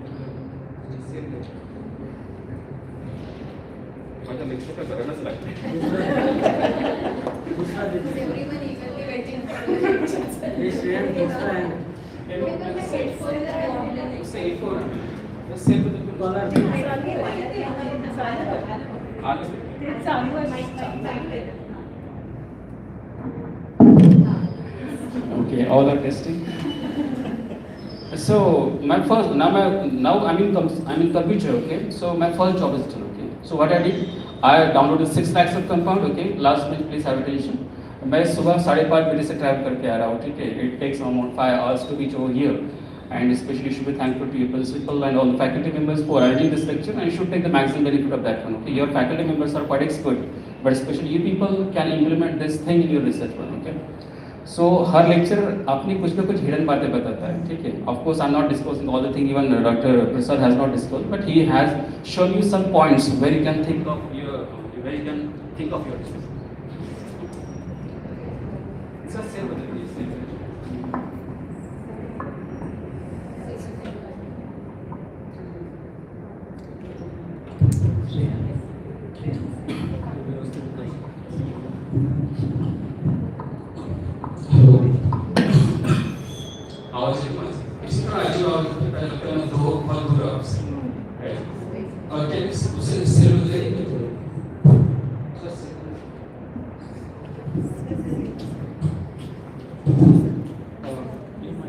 यहाँ से बात करते हैं, ठीक है. Okay, I think that. So I hope that I'm done with first stage, okay. So I have 6 lakhs of compound, and out of that one I have prepared the compounds. So preparation of compound means I expect the answer from last page. Preparation of compounds means what? Converting 2D into the 3D form, okay. And after that I have to minimize the structure. Why minimizing? Because inside the body that all the structure used to exist into the lowest energy form, okay. And when I'm doing this experiment inside the computer, so I have to also generate the lowest energy form of the compounds, isn't it? That's why what I did, I have generated, imagine that it is not shown over here, so I have generated the lowest energy form of that particular compound. So of course, for ligand preparation of 6 lakh compound, it itself will take near about 5 to 6 days, because I am working with 6 lakhs of compound, converting from 2D to 3D. So it itself take huge computer space, isn't it? Again, generating the lowest energy conformers. So आपको पता है अगर इसमें एक rotated bond है तो उसको 360 में घुमाएगा, कितने में घुमाएगा? 360. If there are the two rotated bonds, you can imagine that 360. So you can multiply 360 into 360. तो उतने बार it will rotate that bonds and at each angle it will calculate the energy. At each bond, na?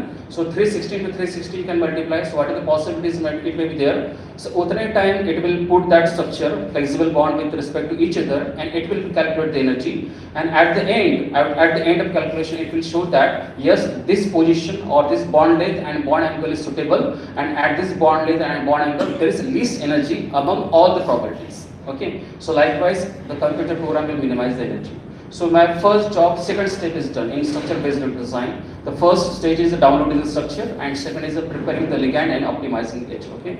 So 2 stages have been done. Now I'm moving to the third stage. As I told you that in the beginning, that I need the 2 things for performing the structure-based design. First is a library of compounds, isn't it? मैंने first slide में बताया कुछ 6-7 stages involved है. उसमें से first stage is that I need the library of compounds, so I download the library of compound as well as I prepare that library. Now second thing which I need for structure-based design is a receptor. Okay. Imagine that I am working on diabetes. I want to find out the molecules from herbal origin which could minimize sugar level, so many more receptors could be reported for diabetes. So like GLP receptor, SGLT receptors are there which are recently reported. There could be sulfonyl receptor, glucosidase enzyme is there. So many more targets are reported into the literature. So you can take any one target. So imagine that. So from where you can download the structure of protein. So there is a famous website that is called as rcsb.org. So this website is maintained by Royal Society. कौन maintain करता है इसे? Royal Society. And it is a role, यहाँ पे एक नए लोगों का, the new people came to the picture over here. They are called as a biophilics people. क्या बोलते हैं उन्हें? Biophilics. So it is the role of biophilics people to isolate the enzyme from the body and convert it into the crystal form. So first I'll explain you that how the protein structure or enzyme structure is established, and later after establishing that protein structure, enzyme structure, all the biophilics scientists or researchers, they used to upload the structure at protein data bank. So uploading the structure at protein data bank, it itself is a credit, isn't it? So अगर आपका structure protein data bank में है तो it is a big credit for you.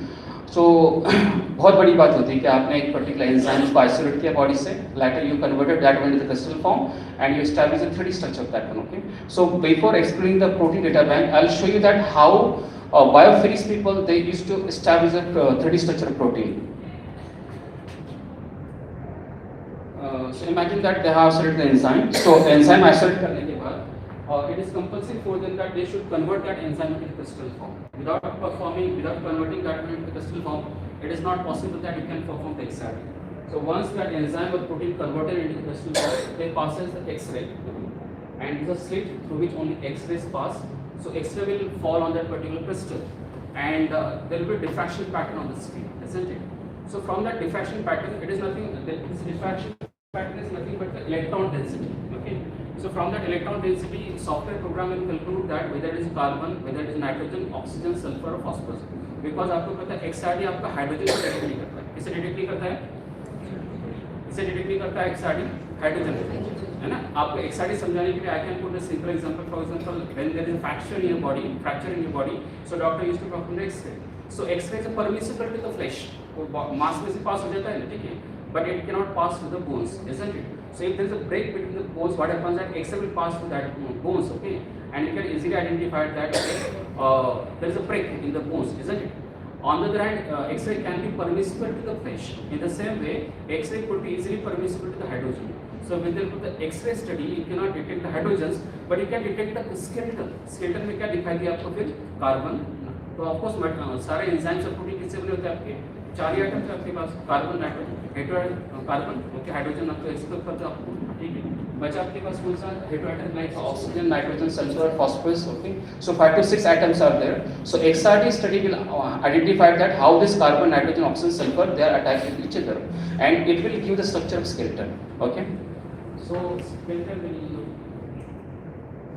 So in this way you can here see that I have passed X-ray through the crystal, and when X-ray passes the crystal on the screen, I'll get the diffraction pattern of the electron, I'll get the different density of the electron on the screen, and later we have connected this screen to the computer, and computer will probably predict that yes, this is electron density, it is matching with carbon, so one carbon may be there. Okay, at 2 angstrom nitrogen is there.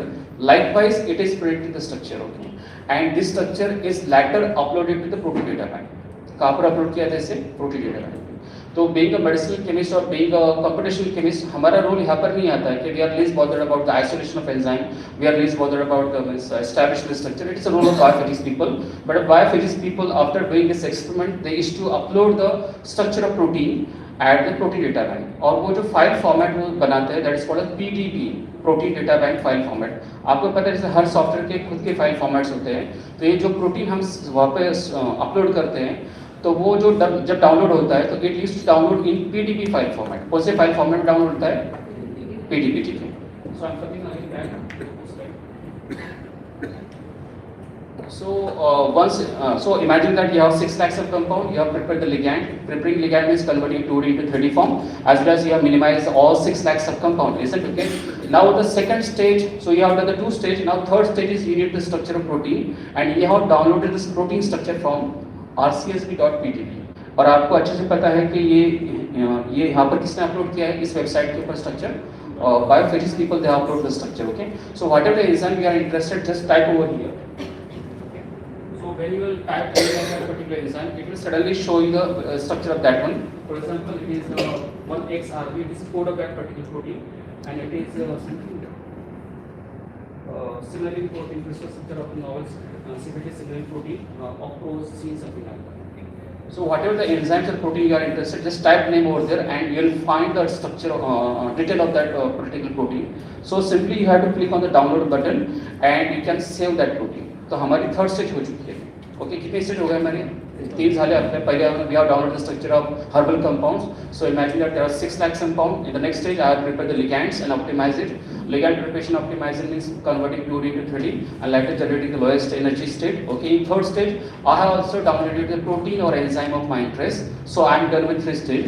Now I am moving to the next stage, that is protein preparation and optimization. Okay, so just like हमने ligand को prepare किया था, उसे optimize किया था, in the same way we also need to optimize the protein. Now my question is that whether we need to optimize the protein, because actually it is already existing in 3D form. हमारे compound 3D form में नहीं थे, they are existing in 2D form in database. That's why we have prepared the ligand. That's why we have prepared the structure which are existing in the library. So do you feel that there is a need of protein preparation? लगता है कि आपको protein preparation की जरूरत है, तो है तो क्यों है, नहीं तो क्यों नहीं है? Yes, it is required. Yes, it is required. Why? Because when they are going to upload on the site, there may be some ligands which are attached along with that protein structure. So then we have to remove the earlier attached ligands from the structure. Okay. So I'll answer the question. As such, there is no need of optimizing the protein, because preparing the protein, I could say that. Okay. And later I'll answer that why there is a need of preparation. So what is the meaning of ligand preparation? Ligand preparation is not converting 2D into the 3D form, that is called as a ligand preparation. In the same way, in protein preparation, we can call it as a, what is the meaning of protein preparation? Converting 2D into 3D. But actually, when you perform the X-ray, as such, you got the 3D structure. So there is no need of preparing the protein, but we have to prepare. So protein preparation is what? Doing something little changes in the protein. So as I mentioned in that, when we are doing experiment, XRD experiment, so you can't find the hydrogens into the structure. आपको hydrogen मिलेगी क्या आपके structure में? नहीं. So what you have to do, what you have to do when you are doing the protein preparations, it means that you are not converting 2D into 3D, you are doing a slight modification in the protein, and that slight modification in the protein which you are doing, that is called the protein preparation. I hope that you got my answer. So similar to ligand preparation, protein preparation is something different one. Ligand preparation is what? Converting 2D into the 3D and generating the lowest energy conformer. But in protein preparation is not like the converting 2D protein into 3D, because it is already existing into the 3D form. But we are doing a slight modification. So what kind of modification we are doing while doing the protein preparation? I'll explain that one to you. So as I told that when I'll be having a skeleton of protein with me, so it just contains the skeleton, carbon, nitrogen, oxygen, phosphorus, okay? It doesn't contain the hydrogen. So computer program will add the hydrogens by seeing the valence. उसे पता होता है carbon की valency कितनी है, 4 है. So wherever carbon is attached with nitrogen and there is another atom is attached with carbon, so it needs that you need to add the 2 hydrogens. So computer program will add the 2 hydrogens to that particular skeleton. Okay? Sometimes what happens that when we are doing X-ray study, so it could be possible that enzyme is quite a big structure. It contains thousands of amino acids, isn't it? So sometimes when you are doing XRD study, it could be possible that some amino acids may be missed by the X-ray. Some amino acid may be missed. Okay, so what happens that in particular site again what will be missed, some side chain may be missed. For example, it's a quite big structure, so my X-ray is unable to reach to this region, so my X-ray structure will not contain the side chain. There could be possible that one amino acid which is located deep inside the pocket, so one amino acid is also missed by the X-ray. So your X-ray structure contains such kind of loopholes. It doesn't contain the hydrogens, it may contain some missing atoms, it may contain some missing amino acids, it may contain some missing side chains. So what happens that computer program by seeing the primary sequence, आपको पता है ना protein की जो structure हमने अभी establish किया XRT से, that is called as a quaternary structure और tertiary structure I can say that, okay. But before establishing the third structure protein आपके पास प्राइमरी स्ट्रक्चर होता है जहां पर आपको पता है एलानिन यहाँ पे वैलिन से अटैच है, वैलिन किससे अटैच है, ल्यूसीन से अटैच है. So we have all the details, okay. So say that now the computer program will compare the primary structure with the 3D structure and it will correlate that सारे के सारी चीजें आई के नहीं, okay. So it will detect that yes, alanine is missing over there. What is missing? Alanine. So in primary sequence, alanine is missing. Alanine is there in primary sequence, but it is missing in the 3D structure. So computer program manually will add the alanine over there, okay, because it is missed by the XRD. Say that at the terminal part there is a 3 amino side chain. There is a side chain of 3 amino acids. So computer program will check the primary sequence with 3D1 and it will identify yes, a side chain is missing over there. So it will add a side chain over there, okay. So that is called the protein preparation. I hope that you understood. Okay, so similar to ligand preparation, here we are doing a protein preparation, but intention is not to convert 2D into 3D form. Intention is to correct the inappropriate structure of protein. So we are adding hydrogens, we are adding the missing atoms, we are adding the missing amino acids, we are adding the missing side chains. ठीक है. So next is the optimization of that protein. तो आपने जो hydrogens तो add कर दिए, आपने thousands of hydrogen आपने ऐड किए, but hydrogen तो आपने मन से ऐड कर दिए, ठीक है. So right now what are the 2 hydrogen it has been added? There will be having a clashes between them, isn't it? So again software will do what it will do, it will minimize the structure. Again it will rotate this 2 hydrogen by 360, okay, and at appropriate distance it will maintain the hydrogen, okay. So that is called as a minimization of protein, okay. So protein preparation and minimization is what? Correcting the 3D structure of protein, and minimizing is again minimizing the structure. So you have added the hydrogens, so it will minimize the hydrogens. You have added some missing atoms. Atoms आपने कहीं भी डाल दिए ना, आपने देखा नहीं कि सराउंडिंग में what will be the impact of that amino acid on the surrounding amino acid, isn't it, okay? So it will check the newly added amino acid with surrounding amino acid and it will rotate that newly added amino acid with surrounding amino acid और उसका bond angle, bond length को it will check, okay? In the same way it will do for the side chain. So I hope that this is our 4th stage which I have done. So first stage is downloading the structure, okay. Second is preparing the ligand and optimizing it. Third is downloading the again protein structure which we have downloaded from the rcsb.org. So similar to the Royal Society database, we have another database that is a Japanese data bank, and there is a third website that is Brookhaven data bank. So only protein data bank is not single website where you will find the structure of protein. Apart from this one, Japanese data bank is second one, and third one is a Brookhaven. But the most famous is rcsb.org, or I can say that Royal Society की जो website it is quite famous, and you will find maximum protein structure or enzyme structure over there. So we have done with 4 steps so far, okay.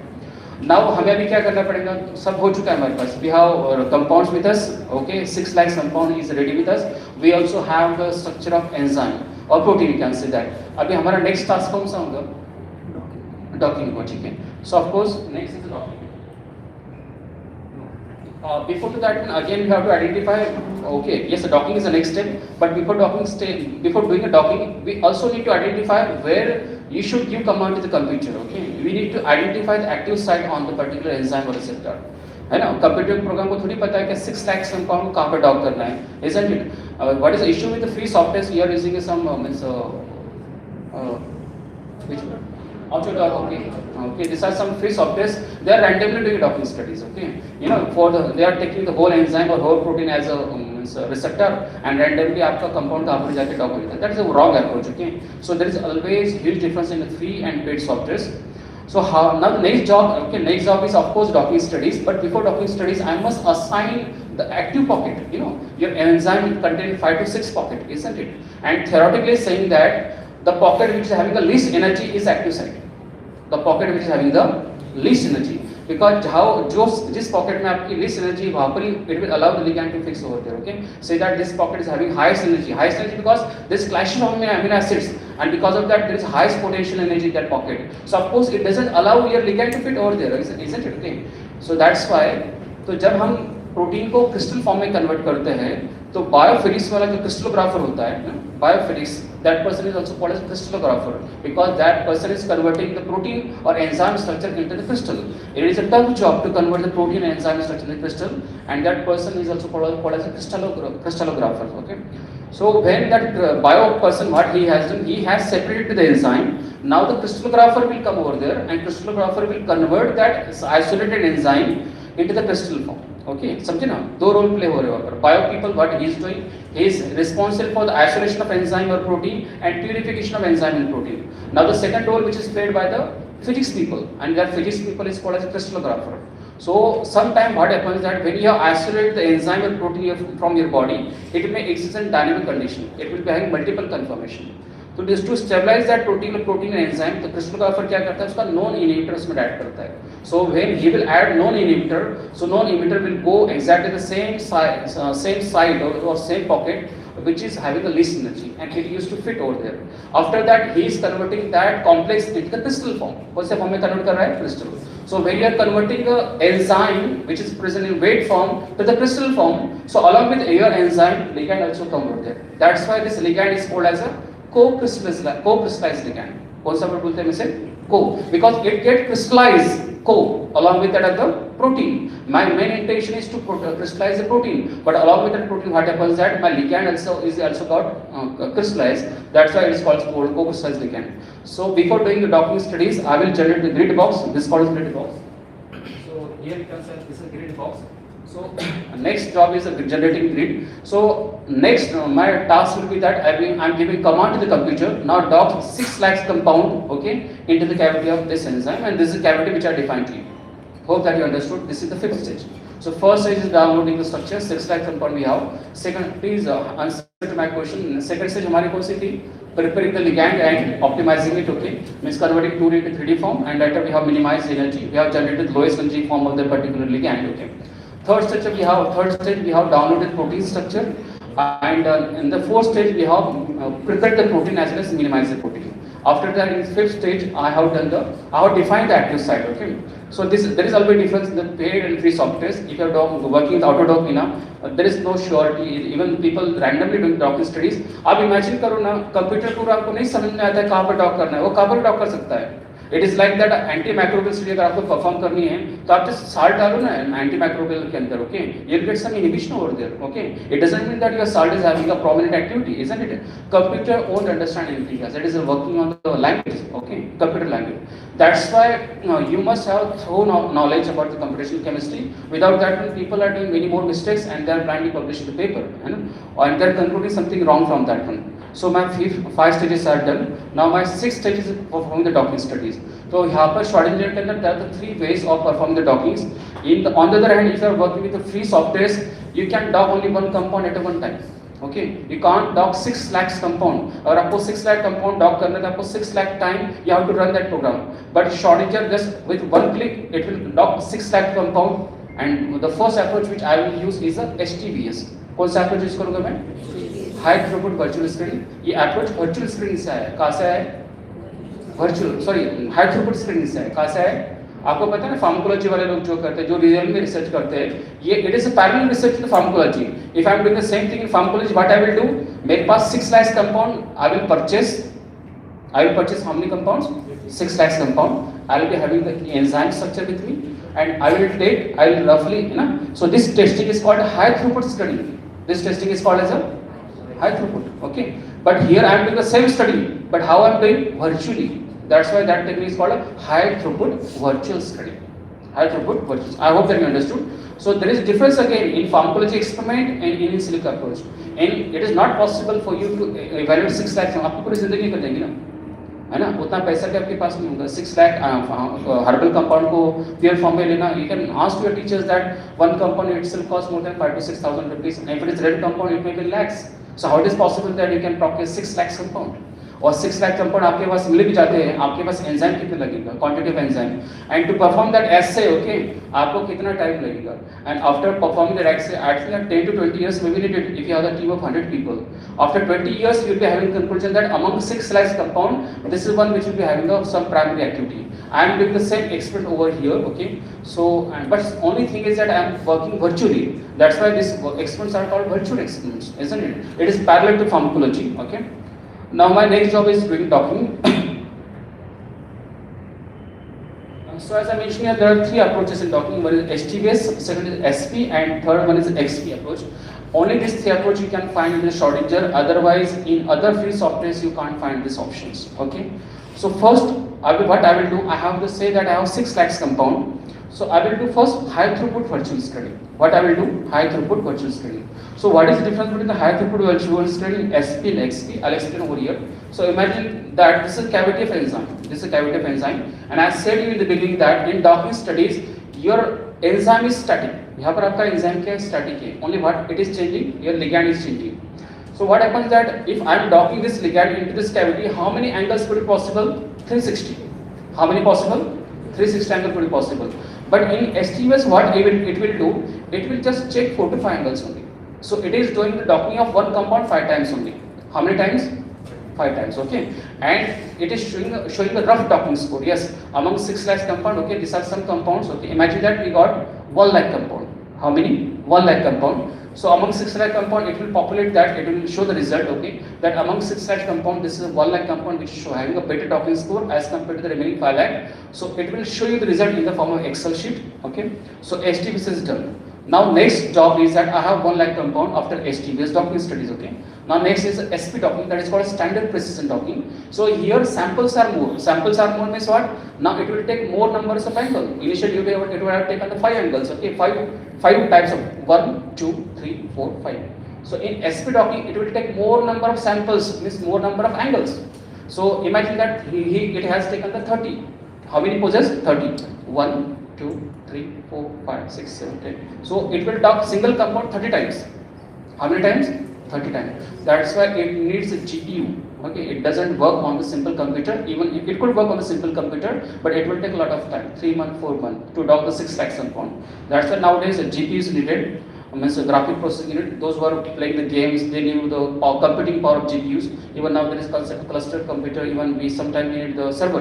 Big servers are needed to perform such kind of huge calculation. So in SP, number of samples are more, number of angles are more. Okay. So say that among 1 lakh compounds. Okay. Imagine that not 6 lakh. Just for estimation, you have fitted 1 lakh compound to STBS and you got 1000 compound to SP.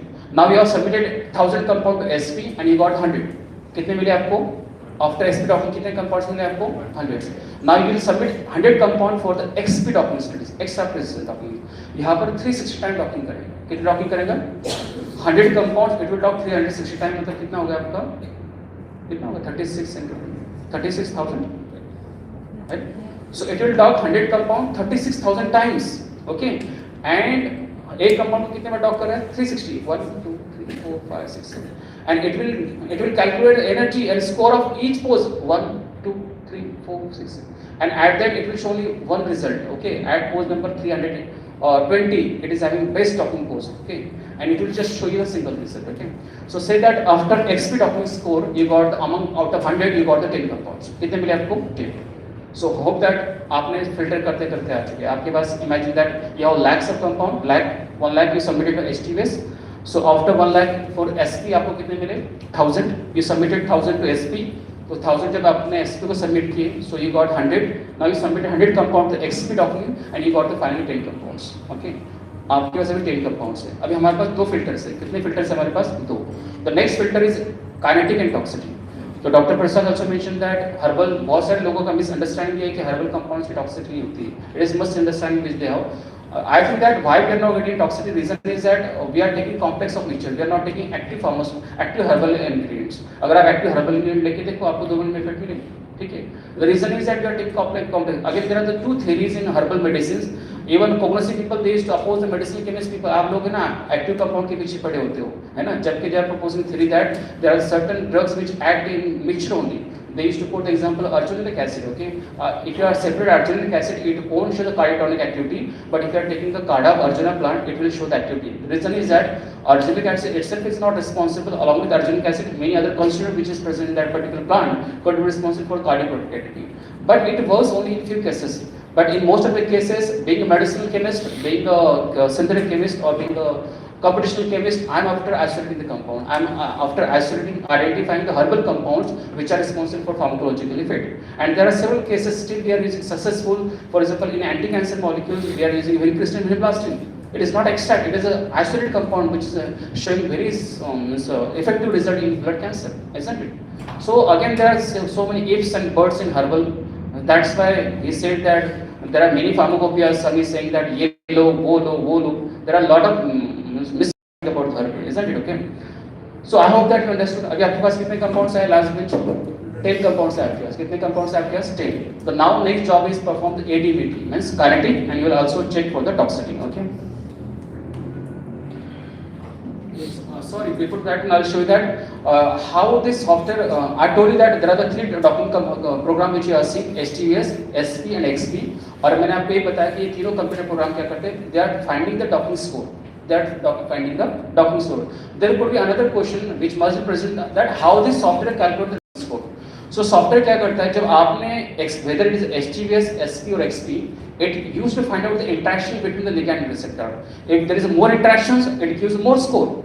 If there is a less interaction, it gives a less score. So what kind of interaction it could be possible between the ligand and receptor? So आपने B form में already पढ़ा है. So first जो common type interactions, that is hydrogen bond interaction. Maximum drug molecule is to interact with the receptor via hydrogen bond interaction. Apart from that, when van der Waals are quite common. Then dipole-dipole interaction, ion-dipole interactions are there. Okay? Many more interactions are there. Now there is another concept called as covalent interaction. So जो anti-cancer molecules है, in that case covalent type of interaction it works because we expect that we should prominently inhibit that tumor which is growing. So in cancer we expect covalent type of interaction between the drug and receptor. On the other hand, in other type of therapy we don't expect covalent interaction. आपका blood pressure low हो रहा है, आपने एक drug दे दिया जो आपके alpha receptor से बाइंड हो रहा है और 20 दिन तक का बाइंड हो रहा है, मर जाओगे वहाँ पर, ठीक है? Because it will permanently form the covalent bonds. आपके जो भी ऑर्गेनिक फॉस्फेट्स कंपाउंड है जो लोग सुसाइड करते हैं, सो आपने देखा कि once that organelle phosphate is transferred from the intestine to the blood, there are great chances of survival of that person because organelle phosphate compound they form covalent bond with your cholinergic receptors, okay, and there are less chances of survival of such kind of patient. So at the max, doctor will induce vomiting, okay, followed by dialysis. अगर दोनों से नहीं होता तो at the end the person will go, isn't it? Okay. The reason is that organophosphate compounds are forming covalent bond, and it is very difficult to isolate to break the covalent bond, isn't it? Okay.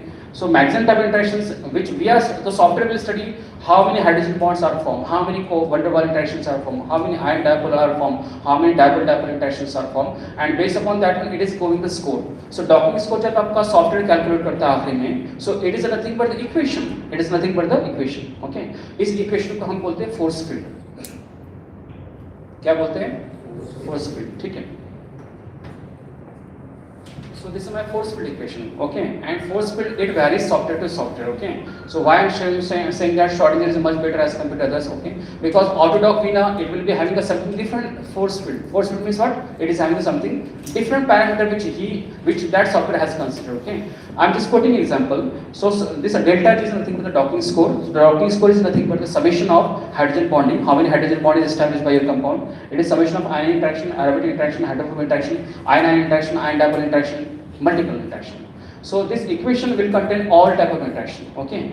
It could be possible that it will also calculate those negligible interaction which is possible with the drug receptor, and your free software may not be able to calculate that, okay. This is the difference between paid and free softwares, okay. So paid software used to collect all type of interaction which could be possible between the drug and receptor. On the other hand, free software they will be going with the 3 to 4 important interactions, but it could be neglecting the van der Waals, it could be neglecting the ion dipole type interaction, okay. So that's why you find a difference in docking score with one software with other one. The reason is that change in equation, change in force field. So in this way, these 3 docking programs are working. So they are calculating the docking score based upon the interactions between the ligand molecule and receptors. So summation of all time interaction is nothing but the docking score. I hope that I'm clear. Okay. So यहाँ तक हमारे कितने stage है? 5-6 stage हो चुके हैं हमारे. So first stage we have downloaded the 6 lakhs compound. Second we have prepared the ligand as well as optimized. In the third stage we have downloaded the protein structure. Next we have prepared the protein as well as minimized the protein. In the next stage we have defined the box. Okay, आप यहाँ पर dock कीजिए, ठीक है. Those who are working autodock, they could understand that what I am saying to you. Okay, after that I have performed the docking studies in stage number 6. So I have used 3 different protocols of dockings. So this again, these three protocols of docking may not be available in any other free softwares. So HTVS, SP and XP, and after that, after XP I got the 10 molecules. अभी मुझे क्या करना पड़ेगा? मुझे I have to go for the ADBT studies. Okay.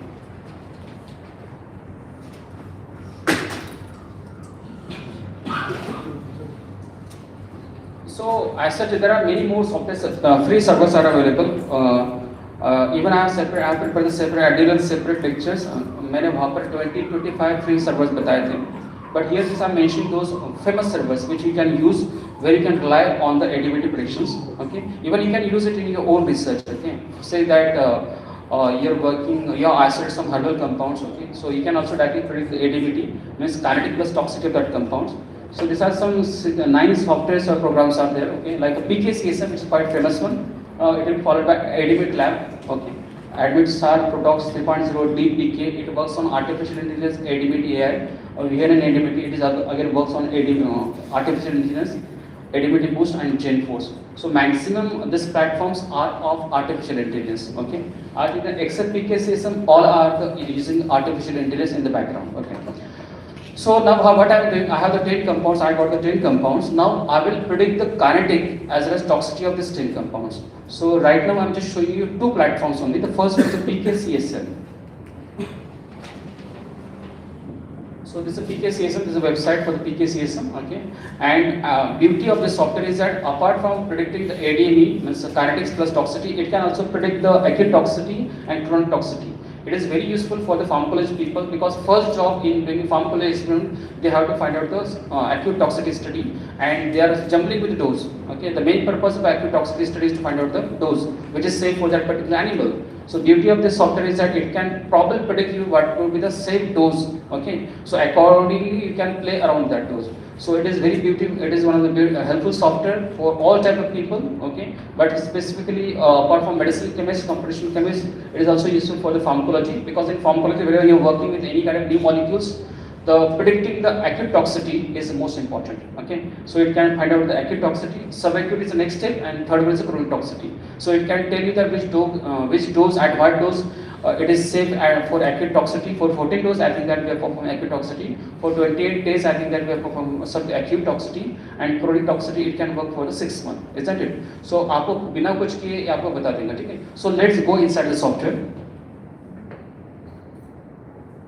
So this is a portal of the software. So here you have to click on PKCSM. Okay. After clicking on PKCSM. So this window will open and here you need to paste the smile. So right now you have the 10 compounds with you. So you can individually paste the smile. So I'll paste the smile of one compound. After that multiple options are available like absorption. So if you click on absorption, it will just display the absorption properties to you. Okay. If you are interested in distribution, it will show you that what kind of, in distribution we are finding the with which type of the proteins it is going to bind. If it is having higher albumin binding, higher P-glycoprotein binding, so there will be possible that it may hardly reach to the cell, isn't it? The third is the metabolism, which enzymes in liver may be responsible for the metabolism, whether it is highly getting metabolized or less getting metabolized. So you can easily get idea from this one. The next is the excretion, whether it is being excreted to the kidney or not, okay? And it will also display the toxicity. So if you are interested in individual parameters, you just click on individual parameters, and if you are interested in all the parameters, just click on ADMT. So after clicking ADMT, so this is the absorption parameter that it will show, and it is having a there is a catalog which is provided on the website. So where you can compare this predicted value, and वहाँ पर आप तुरंत दिया है कि if it is crossing more than 2, so it is obeying or not obeying. So in absorption we are measuring that whether it is a capo, in intestine capo cells are there which are being responsible for the absorption of compounds. Okay. So you can predict Again, a pig glycoprotein, it is responsible for inhibiting the absorption. Okay, so if a compound is a substrate, so it is very difficult that your compound is getting absorbed. Okay, so यहाँ पर बता रहा है कि आपका compound pig glycoprotein का substrate नहीं है. It means pig glycoprotein will not be hurdle for the absorption of your compound. Okay, so likewise you can find out the absorption properties. The next is absorption of the distribution. Metabolism. So next metabolism. So it will show that which enzymes could be responsible for the metabolism. So it is showing that it is not metabolized by any kind of enzymes. Okay. So there is, if it is not metabolized by any kind of enzyme, it means that this doesn't have a higher half-life. So एक problem prediction आपके यहाँ पर आ रहा है. Then it will also tell you about excretions. These are some. Then it will also tell you about the toxicity data. You know, सबसे important toxicity is M's toxicity is responsible. M's toxicity we are performing to find out whether your compound is carcinogenic or not. Then maximum tolerant dose जो मैंने बताया आपको. Active toxicity के अंदर हम क्या निकालते हैं? Maximum tolerant dose निकालते हैं. So it is showing that for this compound there is 0.422 milligram per kg. This HRG is nothing but it is gene which is responsible for reducing cardiotoxicity. Okay. So likewise you can find oral LDP, hepatotoxicity, skin toxicity. Then it can also find out the animal toxicity, because nowadays we are a little bit more concerned about the environment. So when wastewater is going into the river, okay, so whether it is harmful to aquatic animal or not, okay. So this type of toxicity is also nowadays quite common. So whether these aquatic animals, so it will also predict that whether your compounds, if it goes into the ocean or if it goes into rivers, whether it is harmful to the aquatic animals or not. So likewise, this is one platform which I shown you where you can find out. So right now you have the 10 compounds. So you have to individually fit all the 10 compounds, and then you need to compare the data. Okay. So this is one which I have demonstrated. The next thing I will demonstrate to you is ADME care. So it is purely work on artificial intelligence. Okay. So it can predict the ADME means kinetic. ADME means kinetic for toxicity by using artificial intelligence model which is working in the background. So this is a link for that one. So here you need to copy and paste the smile structure. Smile means जो लोग medicine chemistry, smile means one dimensional structure is called smile. और आपको अगर smile convert करना, just you put the structure into the Google and say that Wikipedia के अंदर एक page आएगा. Wikipedia will tell you the smile structure. Yes, आपने Google पे लिखा कि convert this into smile, so you can get the smile structure. So yes, you need to smile one dimensional structure over here, put over here. Next click on the run. After clicking on the run, it will show you the physiochemical properties. Like in medicinal chemistry, Lipinski's rule, it matters a lot. But in herbal compound, this rule doesn't work because most of the herbal compound they exceed the molecule weight more than 500. Okay, so this rule doesn't work in herbal compound. Okay, there is exception I think that. Okay, so this rule doesn't. I would recommend that don't go with Lipinski's rule of 5 because most of the herbal compound they exceed molecule weight more than 500. Okay, so this rule doesn't matter. Okay, it will show you the absorption, distribution, then it will show you metabolisms, excretions, and toxicities. So in this way, there are 9 platforms. Out of that, I have shown you the 2 platforms. But you can explore all the 9 platforms. So imagine that I got 10 compounds. Out of that, 5 compounds are following the ADME parameter. They have the suitable kinetic and they have suitable toxicity. That is least toxic to humans. Okay. So I got at that 5 compounds. How many compounds did I get? I have fitted 1 lakh compounds, okay, and I got at that 5. Now I have to perform the molecular dynamic simulation studies. मुझे क्या करना है? Molecular dynamics. So what happens is that now in molecular, actually docking is a crude study. In docking, what happens is that your receptor is static and your ligand is flexible. Okay. But inside the body, actually what happens is that both things are in dynamic condition. So simulation, molecular dynamic simulation studies actually it gives a real idea whether your ligand is static or not. Okay. If your receptor squeeze, so what happens that it will put your ligand outside, isn't it? So next, after that, after performing ADME studies, I will go for the molecular dynamic studies of 5 compound. Now there will be another question in your mind that why we have not gone for the MD studies or molecular dynamic simulation studies of 1 lakh compound. तो एक MD simulation perform करने के लिए हमें अगर computer ठीक ठाक है तो रिवर्ट पास दिन तो इमेजिन करो 1 lakh compound के कितने दिन लगेंगे. So आपको बहुत 30 साल चलेंगे. So main purpose of performing STVS, SP and X-docking studies is just to find the roughly their screen compounds. और जो भी compound बहुत अच्छे मिलते जा रहे हैं, so we are applying stringent filter on that. Is it okay? So right now I have the 5 compounds which complies with docking studies, which complies with ADME rules. Okay. Now I will perform the simulation studies. So next filter will be simulations. So 9 stages of performing simulation. So simulation में क्या करेगा? Now both the receptor and the ligand is dynamic conditions. So it will tell you whether your ligand is suitable or whether it is really inhibiting that enzyme or not. So I have one small video which will tell you.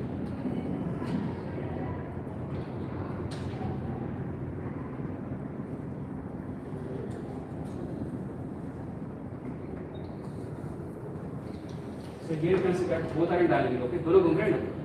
So यहाँ पर आप देखिए इधर ये जब अभी अंदर गया था तब इंट्रैक्शन थे, जब दूर जाते इंट्रैक्शन क्या हो रहे ब्रेक हो रहे. तो ये वंडरवॉल्स बनाए थे ब्रेक हो चुका है. ठीक है, अब फिर से एडिशन बॉन्ड एस्टैब्लिश हुआ है. ठीक है, so both things are in dynamic conditions. और अगर ये कैविटी स्क्वीज करती है, ये amino acids are squeezing like this one, so there is increase in energy.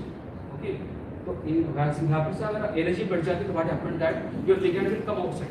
सो ये क्लियरली दिखाता है फाइनल एवरी सिमुलेशंस कि your compound whether it is really inhibiting that enzyme और नॉट. इसके अलावा और भी नए स्टडीज आए हैं, that is called the free binding energy.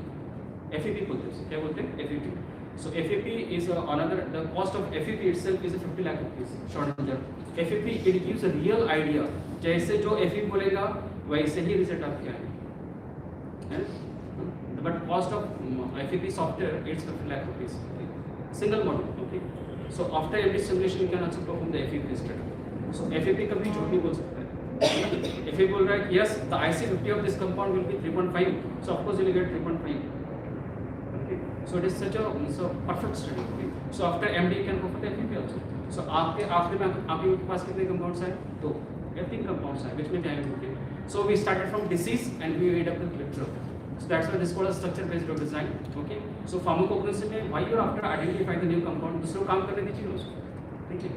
You have already used database of compounds. Okay. Why don't repurpose it? It is also called the repurposing. Okay. Repurposing is already molecules are there. Cognoscibly what people they are doing, okay, especially those people who are working in phytochemistry, just they are isolating the compounds and they are less bothered about pharmacological activity, okay, because उनका तो वही निकल जाता है, आगे जाते ही ठीक है. So they are just all the compounds are going to the garbage. Okay. So being a medicinal chemist, being computational chemist, it is our role to see that what are the compounds which are there in the garbage, how they could be repurposed, how they could be used. I think that in corona we have used several drug repurpose. Okay, हमारे पास इतना drug discovery time ही नहीं कभी have repurpose remdesivir. I think that we have repurposed several drugs starting from the hydroxychloroquine to other repurpose cases. Chloroquine, hydroxychloroquine, even started with that the anti-HIV medicines. Then we moved to the hydroxychloroquine, chloroquine.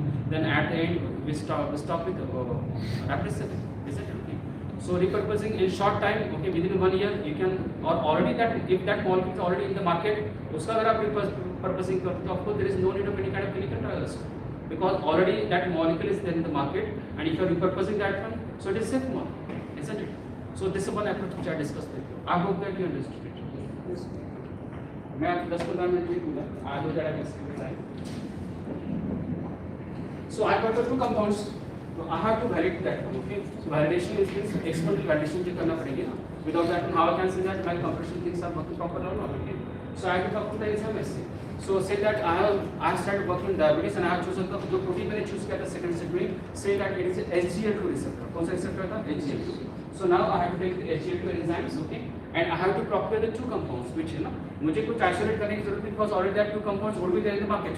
Okay. So what I will do? I will take the 2 compounds from the market. I will purchase the 2 compounds, okay, and I will simply measure the SGL2 inhibition. Everything. Of course, there are more chances. 90 to 25% chances are there. It could inhibit the SGL2. Okay. So if it is inhibiting SGL2, then I have to go for the cell-based assay. In cell-based assay, I will perform the Western blot, I will perform the ELISA, I will perform RT-PCR, and where I would confirm that yes, it is really inhibiting the enzyme also into the cell. आपको पता है enzyme का 2 वे में आप inhibit कर सकते हो. आपने सीधा एंजाइम मंगाया है, enzyme means it is a pure enzyme. Okay, so there could be chances that कि आपका कंपाउंड सीधा एंजाइम को इनहिबिट कर रहा है because there is no hurdle. Okay, so there is no hurdle cell. Okay, लेकिन आपने सेल में अगर आप डालते हो कंपाउंड्स, ओके, उसके बाद अगर आप देखते हो कि इसमें एचजीएल2 इनहिबिट हो रहा है कि नहीं हो रहा है, सो वो सेल के अंदर एक जो पैरामीटर वेस्टर्न ब्लॉट के really give idea whether your drug is permissible, whether it is past the cell membrane, okay, and whether it has reached to particular sector or not. So आपके जो cell के parameters है that gives you idea, and when you got the significant result in enzyme assay as well as cell based assay, later you can perform the animal studies. So in this way you can validate this. So ये एक PhD का protocol होता है क्या? है ना? और है ना, और यहाँ पर जैसे सर ने मॉडल बताया, अरे 1 साल के अंदर ड्रग डिग्रेड हो जाता है या ड्रग डिग्रेड नहीं होता है ना। एक साल में PhD के फर्स्ट ईयर में आपने कंपाउंड मंगाया, थर्ड ईयर में ड्रग कंपाउंड डिग्रेड हुआ है ना। बहुत सारे फेक रिसर्च होते हैं कॉग्निसी के अंदर है ना, वो क्या करते हैं बायोमार्कर मंगाते हैं ना, यहाँ पर एक पट्टी लगाते हैं HPTLC में, ठीक है, यहाँ पे 10 कंपाउंड दिखते हैं, अरे किसी न किसी से मैच करेंगे ना, दुनिया में ऐसे 2 कंपाउंड हो सकते हैं, कारण मैच करता है ना, वह हाँ बताते हाँ ये है ना, ये इसमें वही है। और कौन से मंगाए पता है क्या, जो ऑलरेडी रिपोर्टेड होते हैं, ऑलरेडी प्लांट में रिपोर्ट कौन सा है, इसमें ये है वो है, तो they are print that again the cost of that biomarkers is more than something that okay. So in my next approach I will show you LCMS, where I will show you that LCMS, the beauty of LCMS, okay? No need of biomarkers, no need of anything else, no need of isolation of compound. Without that, then LCMS will show you that which compounds are present in your compound, in your extract. So now let's moving to the next approach, that is LCMS coupled with acyclic approach. So I hope that you are done. I am done with my first approach and it is clear. So second approach is in silico, so LCMS coupled with in silico. So I'll take 10 to 15 minutes, okay? I know that I am already crossing the time. So this approach I can say that drug to disease approach. आपके पास पहले disease था first approach में, okay? And you move to the drug, okay? Now in this approach you have the drug in your hand, okay? And now you are moving to the disease, okay? This second approach. So how we can use the LCMS coupled with in silico? I am showing over here. This is second case studies. So one of the major problem with herbal formulations is that separation of phyto constant. जो लोग phyto पे काम करते हैं उनको बहुत अच्छे से पता है, बिकॉज आप मेडिसिन केमिस्ट्री में हम छोटे छोटे 2 मतलब 10-15 सेंटीमीटर के कॉलम लगाते हैं and it is very difficult for us to separate 2 to 3 compounds, synthetic compounds. But herbal में जब आप काम करते हैं तो compound the length of column मेरे इतने ही होते columns and that column goes for the 6 month, okay? और 6 मंथ में आपको निकलता है 1 और जब आपको HPLC से मिलते हैं आपको और 10, okay? So it the limitation of column chromatography is that if the particular compound is present in negligible amount, say that in nanogram, so even your column chromatography could not detect that compound. आप accept करते हो किसी बात को, if that particular compound, if it is present in that particular compound in nanogram, so no column chromatography could be able to separate. So it is one of the major limitation of column chromatography. So what is alternative to that one? So alternative is LCMS. So in LCMS what you have to do, you have to just submit it. So we have recently purchased the LCMS.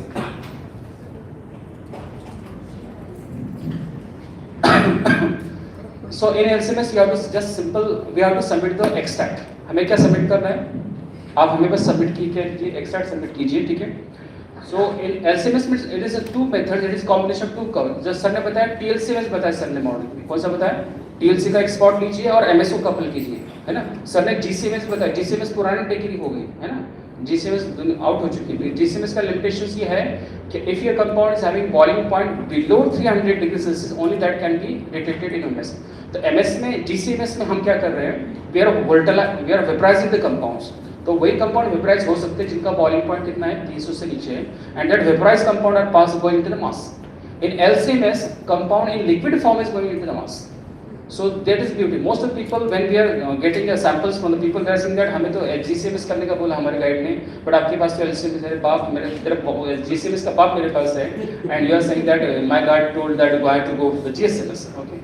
है ना? The limitation of okay GCMS is a good one if you are working with volatile compounds, if you have the oils, okay? So I would recommend that GCMS would be the better option over there, okay? If you have some oils, perfumes, okay? So GCMS is the better, okay? So what you have in GCMS, how without separation of compound, how we can detect the compounds? So simply I will submit the compound to the LCMS. So first it will perform the LC. So it will show you the result. So I got several picks. So HPLC के अंदर भी सबने जैसा model बताया, गलती ना आपको एक RT के अंदर आपको 10 पिक मिलेंगे, वहाँ पर आप बार-बार काम कर लीजिएगा, कुछ भी झूठा काम है, आप एक्सेप्ट करते भी नहीं। Even at single peak LC, it could be possible that 10 compound picks, कितने compounds होंगे? So when I am doing LCMS, so first of course sample will go through the column, okay, and LC it will show that 6 to 7 peaks have been identified. But what happens that in each peak there could be possibility that 8 to 20 compounds could be there.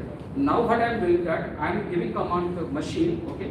Now take this 5 to 6 peak, you know, which comes between RT 5 to 10, and now it is going to mass. अब mass में imagine that RT लगभग 2.3 minutes का RT जा रहा है, कहाँ पर जा रहा है? मास में, ठीक है? But mass के लिए it is not RT. Now mass के अंदर क्या है? that RT 2.3 it contains 5 compounds. How many compounds is there? 5. So mass it will sort that all the compounds because mass में filtration हो रहा है based upon the molecular weight. So the compound which is having low molecular weight they will go first to the detector, and the compound which is having higher molecular weight they go slower to the detector. Okay. So mass is having a tendency, even if you are submitting the one RT, it can separate the 10 compounds. It can separate the 10 compounds. So when we are performing the LCMS of herbals, we are performing the MS. What we are doing? MS. So I did the LCMS, I have injected this herbal compound. Okay. So I got the HPLC picks. So say that I got 3 picks. So I am saying that submit 1, 2. I have given a command to the computer, submit 1, then followed by this, then followed by this. Okay. So 3 picks which I submitted and go for the MS. So it will do the MS of first pick, second pick and third. Again MS, it will do the MS. MS में say that आपके पहले RT के अंदर आपके 10 compound 2 compound imagine करते हैं, तो वहाँ पे पहले कंपाउंड का मॉलिक्यूल वेट था 200 और सेकंड कंपाउंड का मॉलिक्यूल वेट था 300. So it will again to the MS of that 200 and MS of 300. तो आपको उसके फ्रैगमेंट से मिले, क्या मिले आपको, है ना. एलसी में आपको पिक मिला, वो पिक में आपको आपने क्या किया एमएस में आपको कितने पिक कंपाउंड मिले 2, और 2 का उसने फिर से क्या किया एमएस. अभी आपको जो एमएस मिले एक्जैक्टली 200 की एमएस फ्रैगमेंट्स है और एक्जैक्टली किसके फ्रैगमेंट्स है 300 की फ्रैगमेंट्स है. Now it is comparing this. Now I got the MS. I got LC, MS. Okay. Just to further validate, या ये वही compound है हमारे पास library है. That is called a NIST library. Okay. So we purchased that library. Almost we paid 10 lakh rupees for special purchasing that library. So in LCMS already जो library होती है वहाँ पर लोगों ने already pure compound के LCMS किया. Pure compound का क्या होता है? MS किया होता है. सो से दैट वहाँ पर हमारे पास ऑलरेडी लाइब्रेरी के अंदर एक कंपाउंड का मॉलिक्यूलर वेट कितना है 200 है, उससे फ्रैगमेंट कितने बन रहे हैं 180 और 130 बन रहे हैं. कौन से बन रहे हैं 180 और 130. एंड सिमिलर मेरे पास जो कंपाउंड का मॉलिक्यूलर वेट कितना है 200 और सब पहला फ्रैगमेंट कितना 180 और दूसरा कौन सा 130. सो it will overlap this mass with this library mass and if it is matching it is saying yes it is course.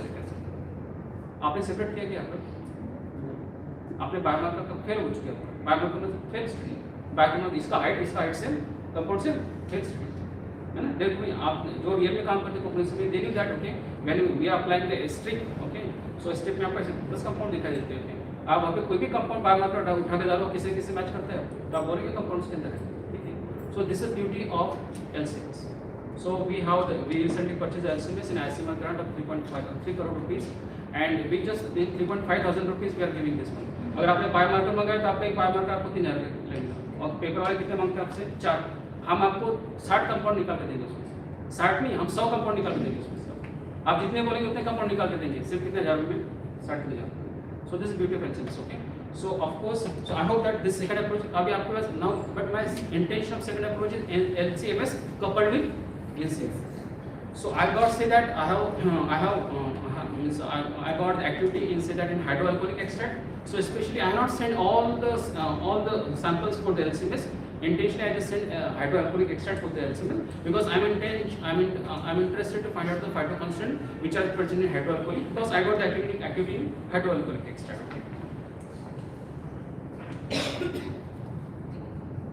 So this is this approach. So plant extract, okay, then chemical test, and then after my list here activity. Say that you got activity in hydroalcoholic. So I will just perform the LCMS of hydroalcoholic, okay, and it will show you the mass like this, okay. So at the end, LCMS result it will look like this one. So this is HPLC gram, LC gram, okay. So at one RT it could also identify that what are different chemical constituents possible, okay. So it will tell you that at 6.90, okay, it has identified start trials. At RT 7.8 it has identified as astamate. So in this way you can get the result of LCMS. Okay. So it is not a simple LCMS, it is LCMS MS. Now after getting तो मुझे भी molecule मिल चुकी है but I am very confused that मैं कौन सी activity ले जाऊँ. Again फार्माकोकेमिस्ट्री में they are blindly going for the activity. जो एनिमल एक्टिविटी मेरे पास मॉडल पॉसिबल है मैं वही एक्टिविटी करता हूँ. गलत अप्रोच है. मेरे पास एंटीमाइक्रोबियल है तो मैं कौन सी करूँगा. But what is the reason? What is rational for going antimicrobial activity? No reason, है ना. जो है हमारे ऑर्डर्स है ना facilities, but actually it will possible your compound will be very good for anti-cancer, but you have valid for the antimicrobial, so you will be getting false result. Okay. So again we need to take my topic second case study is that LCMS coupled with insulin. So and I also told this approach as drug to disease approach. मुझे drug मिल चुकी है, क्या मिल चुकी है मुझे drug. Now I go to the disease. Okay. So how to identify that? So I have the two softwares, one is the PASS software and second is binding DB. As such, many more softwares are there, but for your understanding and for time constraint. So PASS is a Russian software and it can predict the biological activity of compound. It is having fragments of all compounds. Okay. इसके अंदर मतलब आपने अगर आप इसमें बेंजोडाइazepine दिया है इसमें तो बेंजोडाइazepine के बहुत सारे फ्रैगमेंट बनाता है, ठीक है, और उसको हर किसी को स्कोर देता है और स्कोर्स के बेस पे बोलता है कि इसकी सिलिटिक प्रोटीन एक्टिविटीज कितनी इतनी है, ठीक है, और आपने इसमें दूसरा कंपाउंड दिया उसको और उसके फ्रैगमेंट्स मैच कर दे तो बोल सकता है कि एक कंपाउंड में भी क्या हो सकता है आपका सिलिटिक प्रोटीन एक्टिविटी हो सकती है. So it is like fragment based database, fragment type के database किसके अंदर आपके पास के अंदर है. So the application of PASS is that it can tell you about the activity, and application of binding DB is that it can tell you that in that particular activity which receptor could be responsible. आपको समझ रहे हैं? तो PASS it will give you idea about the antidiabetic activity and binding DB will give you idea about which enzymes or which receptor could be responsible. ये compound could inhibit in diabetes. So target के idea कहाँ से आएंगे आपको? Binding DB से आएंगी और activity के आइडिया कहाँ से आएंगे आपको? PASS से, ठीक है. So you submit whatever the 50-60 compounds जो भी आपको मिले, you submit with PASS as well as you submit with binding DB. Okay. So the result of PASS it looks like this one. So this PASS server, free server है. आपको register करना है, then go to the registers. So after click on go to registers. You have to submit the SMILE, which is not shown here. Okay, SMILE submit करेंगे, it will show you that this compound will be the testosterone inhibitor, JAK2 inhibitor. Sometimes it will also show you the targets, but बहुत बार activity दिखा रहा है, just like anti-cancer, anti-neoplastic, but it is not telling you that which targets in anti-cancer response. That means this compound could be, for example, alpsia है ना, but alpsia के अंदर कौन सा एंजाइम को टारगेट कर रहा है ये बताता नहीं, ठीक है, कुछ बताता है लेकिन नहीं बताता, like anti-seborrheic activity. उसके बाद ovulation inhibitor, but how it is inhibiting ovulation it is not clear. So just to find out that anti-cancer activity it is shown by this compound, but which enzymes this compound could be inhibiting, so we are taking help on another software that is binding DB. So binding DB is another platform, platform. So this is binding DB. So यहाँ पर options है find the target for my compound. Just click on here, and so it will show you that all the possible targets. Okay. So आप देखिए फिर anti cancer के कौन से proper target यहाँ पर इन्वॉल्व हो सकते हैं, ठीक है. तो आपको आपका ड्रग मिल गया, आपके ड्रग की एक्टिविटी मिल गई और आपके ड्रग के आपको क्या मिल गए? टारगेट्स मिल गए. क्या मिल गए आपके? टारगेट. अब इस बात को फिर से वैलिड करने के लिए हमें फिर से और आना पड़ेगा, डॉकिंग, सिमुलेशन और एडीबीटी. कहाँ पर आना पड़ेगा? Docking, simulation and ADBT. So next job will be that docking, simulation. So I'll perform the docking because I got the compounds. I knew that where compounds is showing anti-diabetic activity or binding DB ने बताया कि yes this is enzyme which could be responsible. I'm validating that results of binding DB will pass via docking, then perform the simulation, then of course ADBT, and finally I could conclude theoretical that yes this plant extract okay it is showing. तो आप activity करने से पहले आप क्या कीजिए इसमें, क्योंकि आपने एक्टिविटी किया है तो आपके गलत रिजल्ट आने चांसेस है, ठीक है. सो बेटर पे थोड़े ज़्यादा पैसे खर्च कीजिए, 10,000, 12,000, 15,000 खर्च होंगे. Whenever we are doing a project in our college, मैं inform student बोलता है at least you have to spend 20,000 rupees in it, है ना. यहाँ पे भी इसी तरह आप खर्च करें, but it will influence your lifelong experience because मुझे पता है कि inform is all about the learning, isn't it okay? तो क्या थोड़ा मोटा ऐसे 1,000-2,000 रुपये कम ऐसे गर्लफ्रेंड के रिचार्ज में खर्च करते है ना. those who are sitting on the last bench. Again we have to do experimental gradations, okay. So what is the compound which I got, okay. तो एलसीबी से मुझे पता चले क्या मुझे 50 कंपाउंड्स मिले, कितने मिले 50. तो 50 में से मैंने सबका क्या किया, इस तरह से मैंने स्टडी किया. So I could procure 34 compounds which I got at that and I can validate that with then enzyme based and cell based. So likewise this is a drug with disease approach. मैंने I started from drug and I ended with disease. So this is a lab which we have developed at Nashik. This is LC instrument. Okay, this is of 3 crore rupees. This is LC and this is LC. And we have seen almost same kind of facilities as per the industry norms. This is another lab which is having experience in all the things. This is a preparation tool. This is synthetic chemistry lab. So let's play कौन बनेगा करोड़पति. So this question is for last benchers who are sitting. What is the major limitation of conventional herbal drug discovery methods? And your options are like high computational cost, lack of plant availability, low throughput and long time for late discovery, and no need for external. Yes. What would you answer?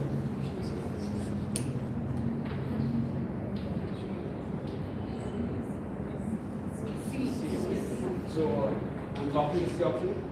Yes, that is correct answer. So yes.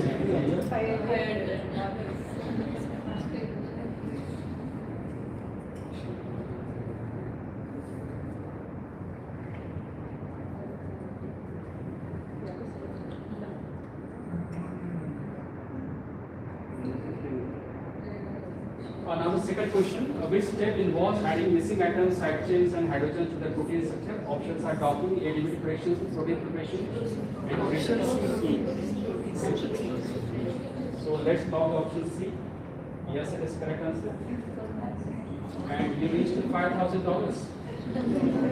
The why I think that dollar is getting high and it is getting down 92 rupees I put that. And you can collect the money later from the principal, sir.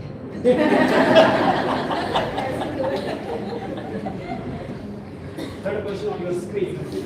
Which tools is commonly used for predicting identity of properties? Options are pass, binding theory, PKCSL, okay.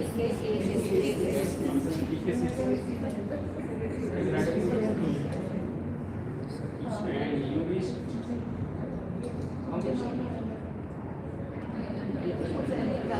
you got $50,000. Okay, this last question is like millions. Which docking flow is commonly used? Option A. So of course we are using HTS to SCP, then followed by HCP.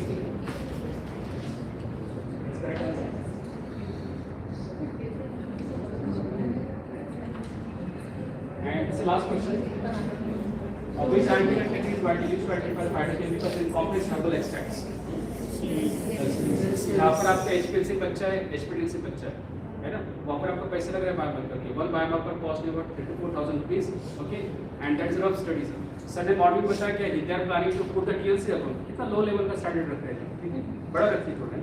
So again, they people have lot of confusions, okay. So progressive में या herbal में confusion ही confusions है, ठीक है. So they have confusion that they are not believing that because वहाँ पर उनके result भी ऐसे मिलते हैं उनको, complex results वहाँ पर, ठीक है. In the body he said that genetic coding, okay. So but genetic coding अगर आप कर रहे हैं तो you cannot identify that whether the genetic coding could be same for the stem, it could be same for the root. If you are using ashwagandha, activity is there in the roots, but the person could supply the stem part, okay. And genetic coding it will show you that yes, it is same for the ashwagandha, okay. So there is a need of working in this field, okay, to standardize information. So of course LC is option, and that's correct answer.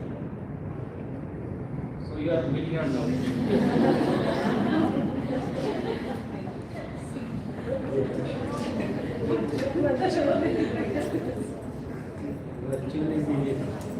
So this is my research team. I have 8 PhD students, 2 will pass out, and I got 6 crore rupees research grant, and we are working. And I would like to highlight over that I am a student of Kadala, and whatever I am here because of my teacher, and I'm thankful.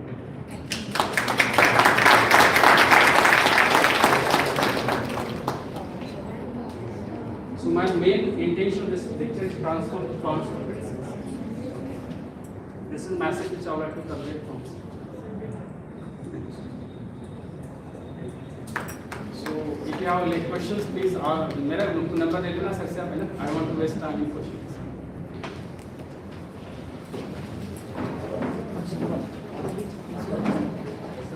Thank you, sir, for your valuable guidance and sharing your insightful knowledge with us.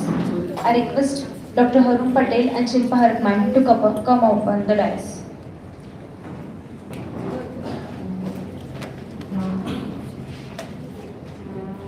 I request Dr. Shilpa Harak ma'am to conclude the session.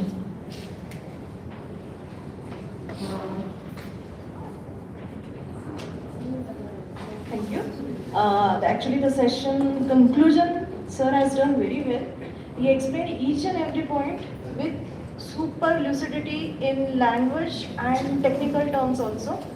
Like it was like a moving film which you could see.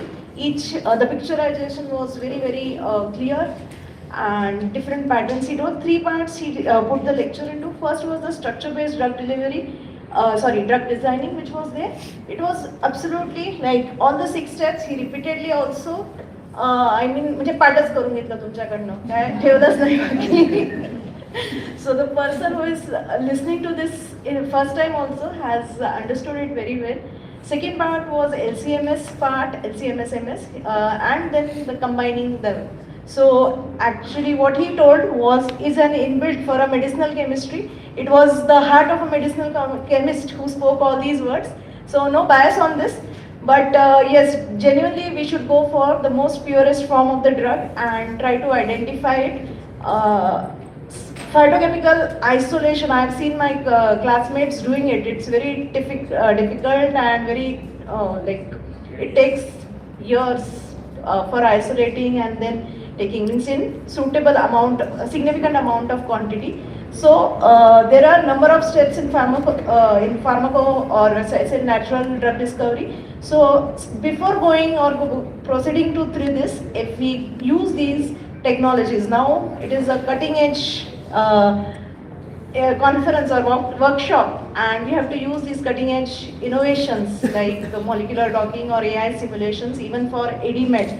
Many of them are freely available, but as Sir said, there are some basic differences between the paid and the free, which is very genuine. Paid ones are giving you reliable results as compared to free, but whatever, we should extend ourselves to do these, to achieve these targets and do the particular type of research. So it all depends upon our aptitude, which we have to develop. So I thank all the participants, and I also take this opportunity to thank Dr. Harun Patel sir for his enthusiastic and also such a long journey which he has come. As he said, he is also diabetic, I think. So he has been with us without eating for such a long time. So thank you, sir, for your hard work also in this case, I'll say, and stress which you have given, but it is your genuine inclination towards helping students which is seen over here. Thank you very much. I also thank the organizers for giving me opportunity as a session chair for in this 2 days workshop. Thank you.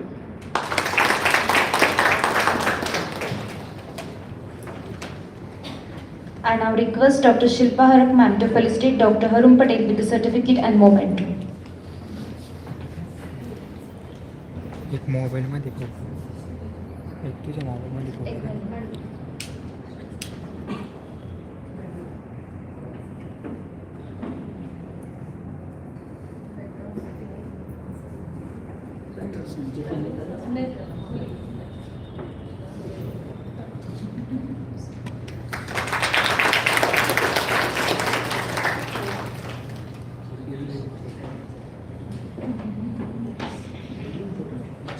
I now request Dr. Mahalakshmi Mohan ma'am to come upon to dais and felicitate Dr. Shilpa Harakman with certificate and memento.